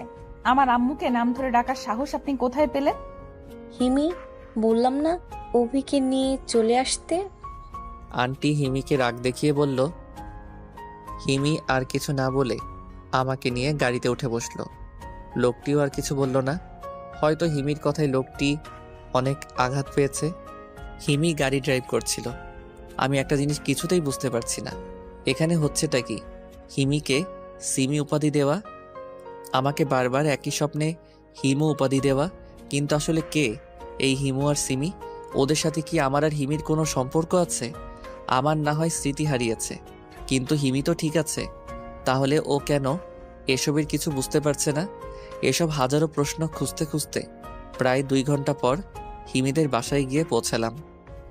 হিমির যে থানায় চাকরি হয়েছিল তার পাশে গিয়ে অজ্ঞান হয়েছিলাম বলে পাশে একটা হাসপাতালে আমাকে ভর্তি করা হয়, তাই ফিরতে 2 ঘন্টা লেগেছে। বাড়িতে আসার পরও দেখলাম আন্টির মন খারাপ। কে ওই লোকটি? আন্টিকে নাম ধরে ডাকছিল কেন লোকটি? তারা কি একে অপরকে চিনে? হিমিকেও দেখলাম চিন্তিত। হয়তো হিমিও আমার মতোই এসব ভাবছে। আমরা যে যার ঘরে চলে গেলাম। একটু পর কলিং বেলের আওয়াজ শুনলাম। কেউ এসেছে হয়তো। কে এসেছে এটা দেখার জন্য আমি আর সিমি গেলাম। গিয়ে দেখলাম আমাদের আগেই আন্টি দরজা খুলে দিয়েছে। আরে, এ তো সেই লোকটি। দাঁড়াও, আগে দেখি কি হয়। সিমি লোকটির কাছে যেতে চেয়েছিল, আমার কথায় দাঁড়িয়ে যায়। কেন এসেছো এখানে? সিমির খোঁজে। সিমি? কোথায় সিমি? দেখো রিহিতা, আমাদের মাঝে যা হয়েছে তার জন্য আমি ক্ষমা চাচ্ছি। আন্টি কোনো কথা বলছে না, শুধু নিচের দিকে তাকিয়ে আছে। তুমি যেদিন, হিমি আমাকে পুরো কথাটা শুনতে না দিয়ে বলতে লাগলো, অভি, তুমি একটু ভেতরে যাবে? আমরা একটু দূরে থাকাই হিমির কথা শুধু আমি ছাড়া আর কেউ শুনতে পাইনি। কেন? প্লিজ অভি। আচ্ছা। আমি সেখান থেকে চলে এলাম। আমি ঘরে এসে মনে মনে ভাবতে লাগলাম, হিমি আমাকে কথাগুলো শুনতে দিল না কেন? হিমি এমন কিছু বুঝতে পেরেছে যা আমি বুঝতে পারিনি? যা আমি বুঝতে পারলে হিমির কোনো ক্ষতি হয়ে যেত? তাই আমি পুরোটা বুঝে ওঠার আগেই হিমি আমাকে সেখানে থেকে তাড়িয়ে দিয়েছে। এসব ভাবতে ভাবতে অনেকটা সময় পেরিয়ে গেল। কিছুক্ষণ পর হিমি আমার ঘরে এলো। দেখেই বুঝতে পারছি হিমির মন খারাপ, কিন্তু কেন এটা বুঝতে পারছি না। কি হলো হিমি? তোমার মুখ এমন দেখাচ্ছে কেন? কি হয়েছে একবার বলো। হিমি আমার দিকে একবার তাকালো। অভি, আমার একটা কথা রাখবে?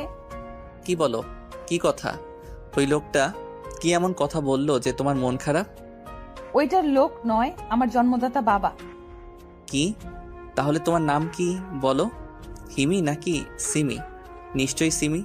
আর তাই তোমার বাবা তখন তোমাকে সিমি বলে ডেকেছিল? না, আমি হিমি। আর উনি যে আমার বাবা সেটা আমি এইমাত্রই জানতে পারলাম। তাহলে তোমার বাবা তোমাকে সিমি বলে ডাকছিল কেন? কে এই সিমি? ওর ব্যাপারে তোমাকে আমি পরে সব বলবো। এখন আমার কথাটা একটু শোনো প্লিজ। বলো। আমার খুব ভয় করছে, তোমাকে হারিয়ে ফেলার ভয়। আমি তোমাকে বিয়ে করতে চাই। হিমি একদমে কথাগুলো বলল। হিমি কি বলছো? ভেবে বলছো তো? আমার এখন আমার অতীতের কিছু মনে নেই। এ অবস্থায় তুমি আমাকে বিয়ে করার কথা বলছো কি করে? তুমি আমাকে ভালোবাসো না? দেখো। হ্যাঁ নাকি না? হ্যাঁ, কিন্তু আমি এখন বিয়ে করতে পারবো না। প্লিজ হিমি, বোঝার চেষ্টা করো। আমি কিচ্ছু বুঝতে চাই না। আমি তোমাকে আজ এখনই কাজী অফিসে নিয়ে গিয়ে বিয়ে করব, চলো। হিমি প্লিজ ছাড়ো, এমন করো না। কিন্তু কে শুনে কার কথা? হিমি আমাকে টানতে টানতে বাইরে নিয়েই যাচ্ছে।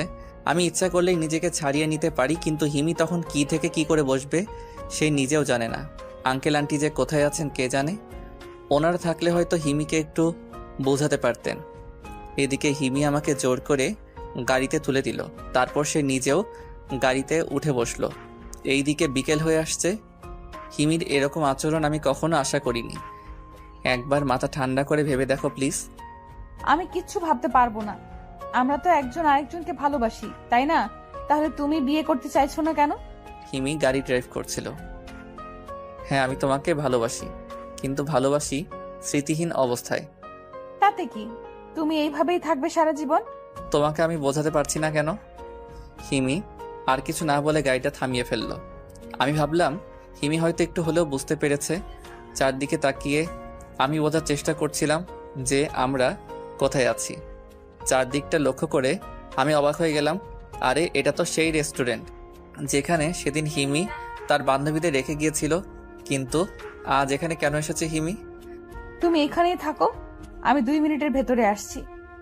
আরে আরে, কোথায় যাচ্ছ? আমি এখানে একা একা থাকবো না, সন্ধে হয়ে আসছে। আমিও যাব তোমার সাথে। হিমি আর কিছু না বলে গাড়ি থেকে নেমে গিয়ে দরজাগুলো চাবি দিয়ে আটকে দেয়। বললাম না এখানে বসে থাকতে? চুপচাপ বসে থাকো, আমি এখনই চলে আসছি। কি জেদি মেয়ে রে বাবা, এই মেয়েকে বিয়ে করব কিভাবে? হিমি সেখান থেকে চলে গেল কি করতে, রেস্টুরেন্টে ঢুকলো আল্লাহই ভালো জানেন। অনেকক্ষণ ধরে গাড়িতে একা একা বসে আছি। সন্ধ্যা হয়ে গেছে, চারপাশটা একটু একটু দেখা যাচ্ছে। ভয় করছে প্রচুর। হঠাৎ দেখলাম রেস্টুরেন্ট থেকে হিমি বেরিয়ে আসছে। হিমিকে দেখে মনের মাঝে অনেকটা সাহস সঞ্চয় হলো। কিন্তু এ কি, হিমি তো একটা মধ্যবয়স্ক লোকের সাথে অন্যদিকে চলে যাচ্ছে। কোথায় যাচ্ছে হিমি? আর এই লোকটাই বা কে? ইনি তো হিমির বাবা নন। হিমি? কিন্তু হিমি শোনার কোনো নামগন্ধ নেই। হিমি এদিকে শোনো। কিন্তু হিমি আমার ডাক শুনতে পাইনি। হিমি ওই লোকটার সাথে একটা গাড়িতে উঠে বসলো। আমি যে গিয়ে হিমিকে আটকাবো সেই উপায়ও নেই। এখন আমার ভয় আরও দ্বিগুণ বেড়ে গেল। হিমি আমার ডাক শুনতে পেল না কেন? গাড়ির ভিতর মাথা নিচু করে বসে আছি। রেস্টুরেন্টে মানুষের আসা যাওয়া আছে ঠিকই, কিন্তু হিমি রেস্টুরেন্টের এক সাইডে গাড়ি পার্ক করেছে বিধায় এদিকে মানুষ তেমন আসে না। হঠাৎ দরজা খুলে আমার পাশে কেউ একজন বসলো। মনে হলো আমি তার দিকে তাকিয়ে চমকে উঠলাম। তোমার 2 মিনিট এত তাড়াতাড়ি শেষ হয়ে গেল? আই এম সরি সোনা, আসলে হয়েছে কি, ভেতরে ম্যানেজারের সাথে একটু ঝামেলা হয়েছিল, তাই একটু দেরি হয়ে গেল। হিমিকে দেখে এখন অন্যরকম লাগছে। এখন সে স্বাভাবিক আছে। কি নিয়ে ঝামেলা হয়েছিল? আর বলো না, ম্যানেজারের বাচ্চা বলছিল যে আমি নাকি আজকে সারা বিকেল এই রেস্টুরেন্টেই ছিলাম। ও, ওই হালা ম্যানেজার মনে হয় সন্ধ্যাবেলা গাঞ্জা খাইছে। এটাই হতে পারে। আচ্ছা, ওইটা বাদ দাও। কিছুক্ষণ আগে তুমি একটা মধ্যবয়সী লোকের সাথে কোথায় গিয়েছিলে? আমি বলা মাত্রই হিমি একবার আমার দিকে তাকাইলো। এই গাঞ্জা তুমি কয় গ্লাস খাইছো? মানে? এই যে বলছো আমি কোথায় গিয়েছিলাম, ভেতরে ম্যানেজারও তো একই কথা বললো, কিন্তু আমি তো এই মাত্র রেস্টুরেন্ট থেকে বেরিয়ে এলাম। কিন্তু আমি তো স্পষ্ট দেখলাম। ঘোড়ার ডিম দেখছো তুমি, সন্ধ্যায় কাকে না কাকে দেখছো আর ওকে আমি মনে করছো। কিন্তু চুপ করো, না হলে এখন আবার বিয়ে করতে নিয়ে যাব। হিমি গাড়ি চালাতে চালাতে হুমকি দিয়ে বলল, তার মানে আমরা এখন বিয়ে করতে যাচ্ছি না? পাগল, এই রাতের বেলায় কাজী অফিসে যাব তোমাকে বিয়ে করতে? যাক বাবা, বাঁচা গেল। জি না, বিয়ে আমি তোমাকেই করব মিস্টার রফি, কিন্তু আজ না, কালকে। তাহলে এখন করলে না কেন? হঠাৎ করে এত পরিবর্তন করার কারণটা কি জানতে পারি? বারে, ওইখানে আমরা বিয়ে করে বাড়ি ফিরতে ফিরতে অনেক রাত হয়ে যাবে না? তাহলে আমরা বাসর করব কখন? কি বাসর? তার মানে তোমার আর আমার বাসর হবে? তো বিয়ে করে কি জামাই বউ বসে বসে লুডো খেলবো? হিমি হঠাৎ করে গাড়িটাকে দাঁড় করিয়ে ফেললো। কি হলো? গাড়ি দাঁড় করালে কেন? আরে এত ভয় পাচ্ছ কেন? এখন কিচ্ছু করব না তো। তাহলে গাড়ি দাঁড় করালে কেন? সেই সকালে যে খেয়ে বের হইছিলা, তারপরে তো আর কিছু খাওনি, তাই না? পেটে বারবার গর্জন করতেছে। আমারও। ওয়েট। হিমি পিছনের সিট থেকে কিছু একটা প্যাকেট হাতে নিল। কি এটা? ওই যে বললো না পেটে গর্জন করতেছে, এটাই পারে তোমার পেটের গর্জন কমাতে। এই খাবার তুমি কখন আনলে? আমি যখন গাড়িতে এসে বসেছিলাম তখন তুমি তো ভয়ে মাথা নিচু করেছিলে, তাই দেখতে পাও নাই। হিমি খাবারগুলো বের করে। ও হা করো। হিমি তার হাত দিয়ে আমার মুখের সামনে খাবার ধরে। আমি খেতে পারবো তো? হ্যাঁ, সেটা আমিও জানি।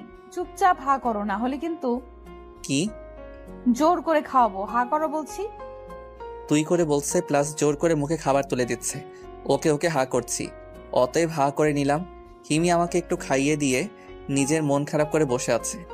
আমার আর বুঝতে বাকি রইল না হিমির মন খারাপের কারণ, তাই আমিও ওই খাবারের প্যাকেট থেকে খাবার নিয়ে হিমির মুখের সামনে ধরলাম। নাও এবার তুমি হা করো। লাগবে না, তুমি খেয়ে নাও।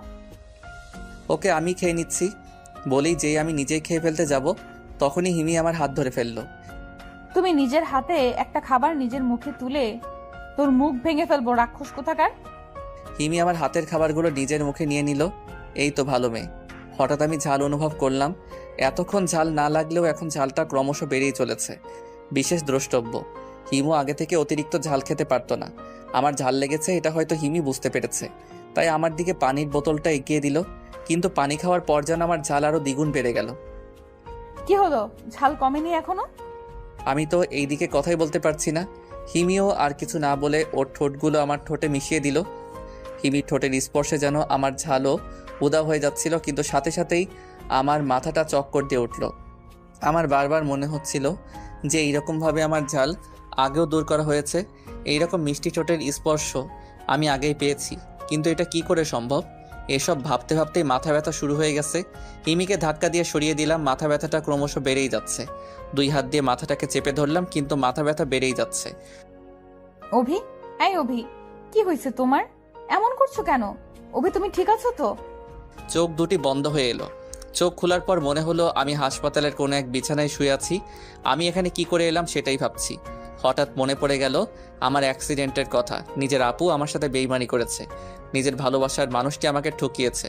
মোবাইলটা পানিতে ছুঁড়ে মেরেছিলাম, তারপর অ্যাক্সিডেন্ট, তারপর আমি এখানে হাসপাতালের বিছানায় পাশেই তাকিয়ে দেখলাম সিমি ম্যাম আমার মাথার কাছে বসে আছে। আপনি কেন এখানে এসেছেন? এখানে কি চাই? অভি, কি বলছো তুমি এসব? আমি থাকবো না তো কে থাকবে? আর তুমি আমাকে আপনি করে কেন বলছো? দেখেন ম্যাম, আমার এখন আপনার অভিনয় দেখার সময় নাই। কে অভি? অভি নামের কাউকে আমি চিনি না। আপনি এখন আসতে পারেন। অভি, তুমি আমাকে চিনতে পারছো না? তুমি কি সব ভুলে গেলে আমাদের ভালোবাসার কথা? আমি হিমি, তোমার হিমি। চিনতে পারছো না তুমি আমাকে? হিমি কান্না করে আমাকে জড়িয়ে ধরল। হিমি, অনেকক্ষণ চিন্তা করার পর আমার সব মনে পড়ে গেল। তার মানে হলো অ্যাক্সিডেন্টের পরই আমি এখানে আসিনি। মাঝখানে আমার জীবন থেকে হারিয়ে গেছে প্রায় 6-7 মাস। অভি, তুমি আমাকে চিনতে পারোনি? চিনতে পেরেছি হিমি, এখন সব মনে পড়ে গেছে আমার। আমার কথা শুনে হিমি অনেকটা খুশি হলো। প্রথমে তুমি আমাকে কাকে ভেবেছিলে? সিমিকে। কি? কিন্তু তুমি আপুকে কি করেছিল? সে অনেক কাহিনী। আগে তুমি বলো ওই দিন তুমি কি বলেছিলে যে সিমির ব্যাপারে পরে বলবে। এখন বলো কে সিমি, কি হয়েছে তার? তোমার বাবা তাকে কেন খুঁজছে? সিমির তো তোমার বাবার কাছে থাকার কথা, তাই না? তাহলে এখন কোথায় সে? ওইসব তোমাকে পরে বলি, হসপিটাল থেকে বেরিয়ে। না এখনই বলো, খুব জরুরি। সিমি আপু হলো আমার 2.5 বছরের বড় বোন। ছোট একটা ভুলের কারণে সে আজ নিখোঁজ। বলেই হিমি কাঁদতে লাগলো। কি? সিমি ম্যাম নিখোঁজ? কি ভুল করেছিল যে আজ সিমি ম্যাম নিখোঁজ? তাহলে পুরোটা শুনো।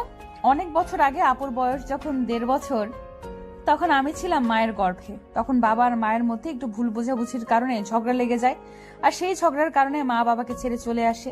সিমি আপুকে বাবা মায়ের সাথে আসতে দেয়নি, তাই আপু তাকে মায়ের কাছে, আর আমার জন্মের পর থেকে আমি মায়ের কাছ থেকেই বড় হয়েছি। এইভাবেই আমরা আলাদা হয়ে যাই। আর সিমি ম্যামের ভুলের ব্যাপারটা? কয়েক মাস আগের কথা। আমি বাবার কাছ থেকে শুনেছি সিমি আপু একটা ছেলেকে খুব খুব ভালোবাসতো। ছেলেটার নাম ছিল হিমু। তারপর? আমি এখনো আমার পরিচয় দেইনি। হিমু ছিল আপুর থেকে 1 থেকে 1.5 বছরের জুনিয়র। হিমুর একটা বড় বোন আছে। আপুর বান্ধবী হিমুও আপুকে অনেক ভালোবাসতো। আপু হিমুকে ছেড়ে একা একা থাকতে পারছিল না, তাই আপু হিমুকে জানিয়েই দেয় হিমুদের বাড়িতে গিয়ে তাদের বিয়ে ঠিক করে ফেলেছিল। বিয়ের দিন তারিখও ঠিক করে ফেলা হয়েছিল। হিমি বলছিল আর মাঝে থেমে যাচ্ছিল। আমি কোনো কথা বলছি না, শুধু অবাক হয়ে কথাগুলো শুনছি। বিশ্বাস করো অভি, আপু ছেলেটিকে একটুও কষ্ট দিতে চায়নি। এমন হয়ে যাবে জানলে আপু কোনোদিনও ওই কাজটা করতো না। কি হয়েছিল? সিমি আপু আর ওই ছেলেটির বোন মিলে একটু মজা করতে চেয়েছিল। হিমুর বোন রাজি ছিল না, তার ভাই কষ্ট পাবে এই জন্য, কিন্তু সিমি আপু তার বোনকে রাজি করিয়েই নিয়েছিল। কেমন মজা ছিল ওইটা? হিমু জানতো না যে ওই দিন তাদের বিয়ে ছিল। আর সিমি আপু এটা স্পষ্ট জানতো যে হিমু প্রতিদিন একবার হলেও তার সাথে যাবে, আর হিমু গেলেই তার সাথে ড্রামা করবে। তারপর হিমু অনেক কষ্ট নিয়ে যখন বাড়ি ফিরবে তখন তার বিয়ে দেখে সে চমকে উঠবে আর এর কাছে সাহায্য করবে হিমুর হবু দুলাভাই হিরণ। কি? হিরণ হিমুর হবু দুলাভাই? আসলে হিরণ আর হিমুর বোন দুজন দুজনকে ভালোবাসতো, কিন্তু এই কথাটা কেউই জানতো না, এমনকি হিমুও না। আর হিরণের আর একটা পরিচয় আছে। হিরণ সিমি আপুর চাচাতো ভাই, আর আমি এসব কালকে জানতে পারলাম। আর তাদের মজার ব্যাপারটার কি হলো? তারা তাদের প্ল্যান মতোই মজা করছিল, আর শুধু একটা কাজ তাদের প্ল্যানের সাথে মিলেনি। হিমি আবার থেমে গেল। কি সেটা? হিমু ওই দিন আর বাড়ি ফিরেনি। শুধু ওই দিনই কেন, ওই দিনের পরে হিমু আজ পর্যন্ত বাড়ি ফিরেনি। আপু ওই দিন থেকে বধূ সাজেই তার ভালোবাসার মানুষকে খুঁজতে বেরিয়েছিল। আজ পর্যন্ত আপুরও কোনো খোঁজ খবর নেই। সিমি আপু আর হিমু ওই দিন থেকেই নিখোঁজ। তারা বেঁচে আছে কিনা সেটাও কেউ জানে না। অনেক খোঁজার পরও তাদের খুঁজে পাওয়া যায়নি। হয়তো বোন হারানোর দুঃখে কাঁদছে। আমি হিমির মাথায় হাত বুলিয়ে দিচ্ছি। আমি কি বলবো কিছুই বুঝতে পারছি না। আমি কি এটা বলবো যে আমি সেই পাষাণ হিমু, যে কিনা তার ভালোবাসার মানুষের একটু মজা বুঝতে পারিনি? কত ভালোবাসতো মেয়েটি আমাকে, আর আজ আমার জন্যই সিমি নিখোঁজ।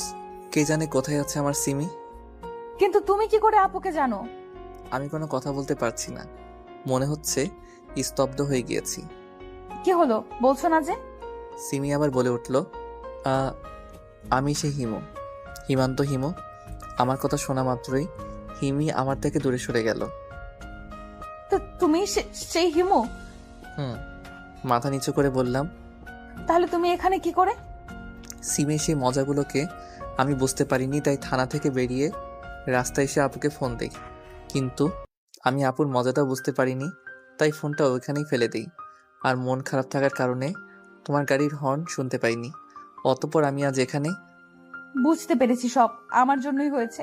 আমি ওদিন ওখানে না থাকলে এসবের কিছুই হতো না। হিমি কান্না করেই যাচ্ছে। হিমি, তুমি কেন নিজেকে দোষ দিচ্ছ? সব তো আমার জন্যই হয়েছে। আমি আমার ভালোবাসার উপর বিশ্বাস রাখতে পারিনি। থাক, এসব ভেবে এখন আর কি হবে? এখন তোমার কেমন লাগছে তাই বলো। হিমি চোখের পানি মুছতে মুছতে বলল, ভালো। বাবা আর মাকে খবর দিয়েছি, একটু অপেক্ষা করো, ওনারা আসবেন, তারপর আমরা চলে যাব। তারপর কিছুক্ষণ অর্ধশো অবস্থায় রইলাম, আর হিমি আমার পাশে বসে রইল। কিছুক্ষণ পর আঙ্কেল আর আন্টি আসলো। এখন কেমন আছো বাবা? জি আন্টি, ভালো। আম্মু জানো, অভির এখন সব কিছু মনে পড়ে গেছে। পাশ থেকে হিমি বলে উঠল, তাই নাকি? এটা তো খুশির সংবাদ। তা তোমার নাম কি বাবা? হিমন্ত হিমু। আমার নাম শুনে আঙ্কেল একটু চমকে উঠল। তোমার বাসা কোথায়? ঠিকানা বললাম। আমার ঠিকানা শুনে আঙ্কেল কেঁদে দিলেন। আমার সিমি কোথায় বাবা? একমাত্র তুমিই পারবে সিমিকে খুঁজে বের করতে। আঙ্কেল আমার হাতে ধরে কাঁদতে লাগলেন। জি আঙ্কেল, সিমি যেখানে থাকুক না কেন আমি সিমিকে খুঁজে বের করবই। আমি জানি বাবা, একমাত্র তুমিই পারবে সিমিকে খুঁজে আনতে। বাবা, অভিকে এখন বাড়ি নিয়ে যাওয়া যাক। তোমরা যাও, আমি আর তোমার আম্মু ডক্টরের সাথে দেখা করে আসছি। তারপর আমি আর হিমি বাড়ি চলে আসলাম। রাস্তায় হিমি কোনো কথা বলেনি, মনে হয় কোনো কিছু নিয়ে ভাবছে। বাড়ি গিয়ে ফ্রেশ হয়ে শুয়ে পড়লাম আর ভাবতে লাগলাম কোথায় পাওয়া যাবে সিমিকে। অনেকক্ষণ ভাবার পর একটা কথা মনে পড়ে গেল। কিছুক্ষণ আগে যখন আমি রেস্টুরেন্টের সামনে গাড়িতে বসেছিলাম তখন হিমিকে দেখেছিলাম একটা মধ্যবয়স্ক লোকের সাথে একটা গাড়িতে উঠতে। কিন্তু হিমি তো বলেছিল ওইটা হিমি ছিল না। তবে কি ওইটা সিমি ছিল? হ্যাঁ, আমি নিশ্চিত যে ওইটাই সিমি। এখন আমাকে শুয়ে থাকলে চলবে না, যত তাড়াতাড়ি সম্ভব আমাকে ওই রেস্টুরেন্টের সামনে যেতে হবে। তাই শুয়ে না থেকে চলে গেলাম হিমির ঘরের সামনে। হিমিকে ডাকতেই হিমি বেরিয়ে এলো। কি হলো অভি, এত রাতে ডাকছো কেন? আর তোমাকে এত নার্ভাস লাগছে কেন? হিমি আমাকে এখনো অভিনামে ডাকে। আমাদের এখনই ওই রেস্টুরেন্টের সামনে যেতে হবে। এত রাতে ওইখানে গিয়ে কি করব? ওইটা তোমাকে যেতে যেতে বলবো। আগে তুমি বলো, ওই রেস্টুরেন্টে কি রাতেও খোলা থাকে? 24 ঘন্টাই খোলা থাকে। তাহলে চলো। তারপর হিমি ঘরে গিয়ে চাবিটা নিয়ে আসলো আর আমি বাইরে দাঁড়িয়ে রইলাম। কিছুক্ষণ পর হিমি চাবি নিয়ে বাইরে আসলো। আমি হিমির কাছ থেকে চাবিটা নিয়ে ড্রাইভিং সিটে বসে হিমিকে সাথে বসিয়ে ড্রাইভ করতে লাগলাম। অভি, আমরা এত রাতে ওইখানে কেন যাচ্ছি? হিমিকে আমি সব বুঝিয়ে বললাম। তাহলে তাড়াতাড়ি চলো, ওই রেস্টুরেন্ট থেকে আমরা কিছু তথ্য পেতে পারি। আমরা কিছুক্ষণের মধ্যে চলে এলাম রেস্টুরেন্টের সামনে, যেখান থেকে সিমি গাড়িতে উঠেছিল। সেখানে দাঁড়িয়ে আছি হিমি আর আমি, কিন্তু আশেপাশে তেমন কাউকে দেখতে পেলাম না। হঠাৎ দারোয়ানের দিকে চোখ গেল। দারোয়ান তো এখানে সারাক্ষণই থাকে, তাহলে ওনার কাছে জিজ্ঞাসা করি। কিন্তু সমস্যা হলো এর ভেতরে প্রতিনিয়ত শত শত মানুষ আনাগোনা করে, উনি চিনবেন তো? তখনই মনে পড়ল হিমি তো সাথেই আছে। দারোয়ানের কাছে গেলাম। চাচা, আপনি তো এখানে সারাক্ষণই থাকেন, তাই না? না বাবা, আমার ডিউটি তো বিকেল 5টা থেকে। আচ্ছা চাচা, আপনি এই মেয়েটিকে চিনেন? না, তবে আজকে সন্ধ্যা এখানে প্রথম দেখলাম একটা মধ্যবয়স্ক লোকের সাথে ট্যাক্সিতে উঠেছিল। কিন্তু আমি তো দেখলাম প্রাইভেট কারে উঠতে। না বাবা, তুমি নিশ্চয় ভুল দেখেছো। বিশ্বাস না হলে ওনাকে জিজ্ঞাসা করে দেখো। হিমিকে দেখিয়ে বলল, কারণ চাচা মনে করলো হিমি সেই মেয়ে। না থাক চাচা, ঠিক আছে। আমি হিমিকে নিয়ে সেখান থেকে চলে এলাম। হিমিকে নিয়ে গাড়িতে বসে আছি। এখান থেকে কিছুই জানতে পারলাম না, কি করব এখন কিছুই বুঝতে পারছি না। এখন কি করবে? এখান থেকে তো তেমন কিছুই জানতে পারিনি।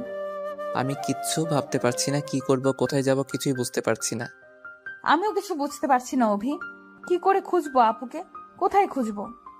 হিমি আমার কিছু মনে পড়তে চাইছে, কিন্তু কেন যেন মনে করতে পারছি না।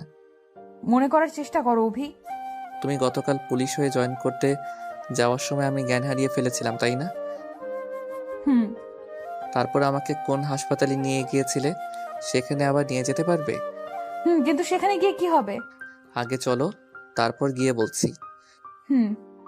হিমি আমাকে নিয়ে এই রাতের বেলায় সেই হাসপাতালের উদ্দেশ্যে যেতে লাগলো।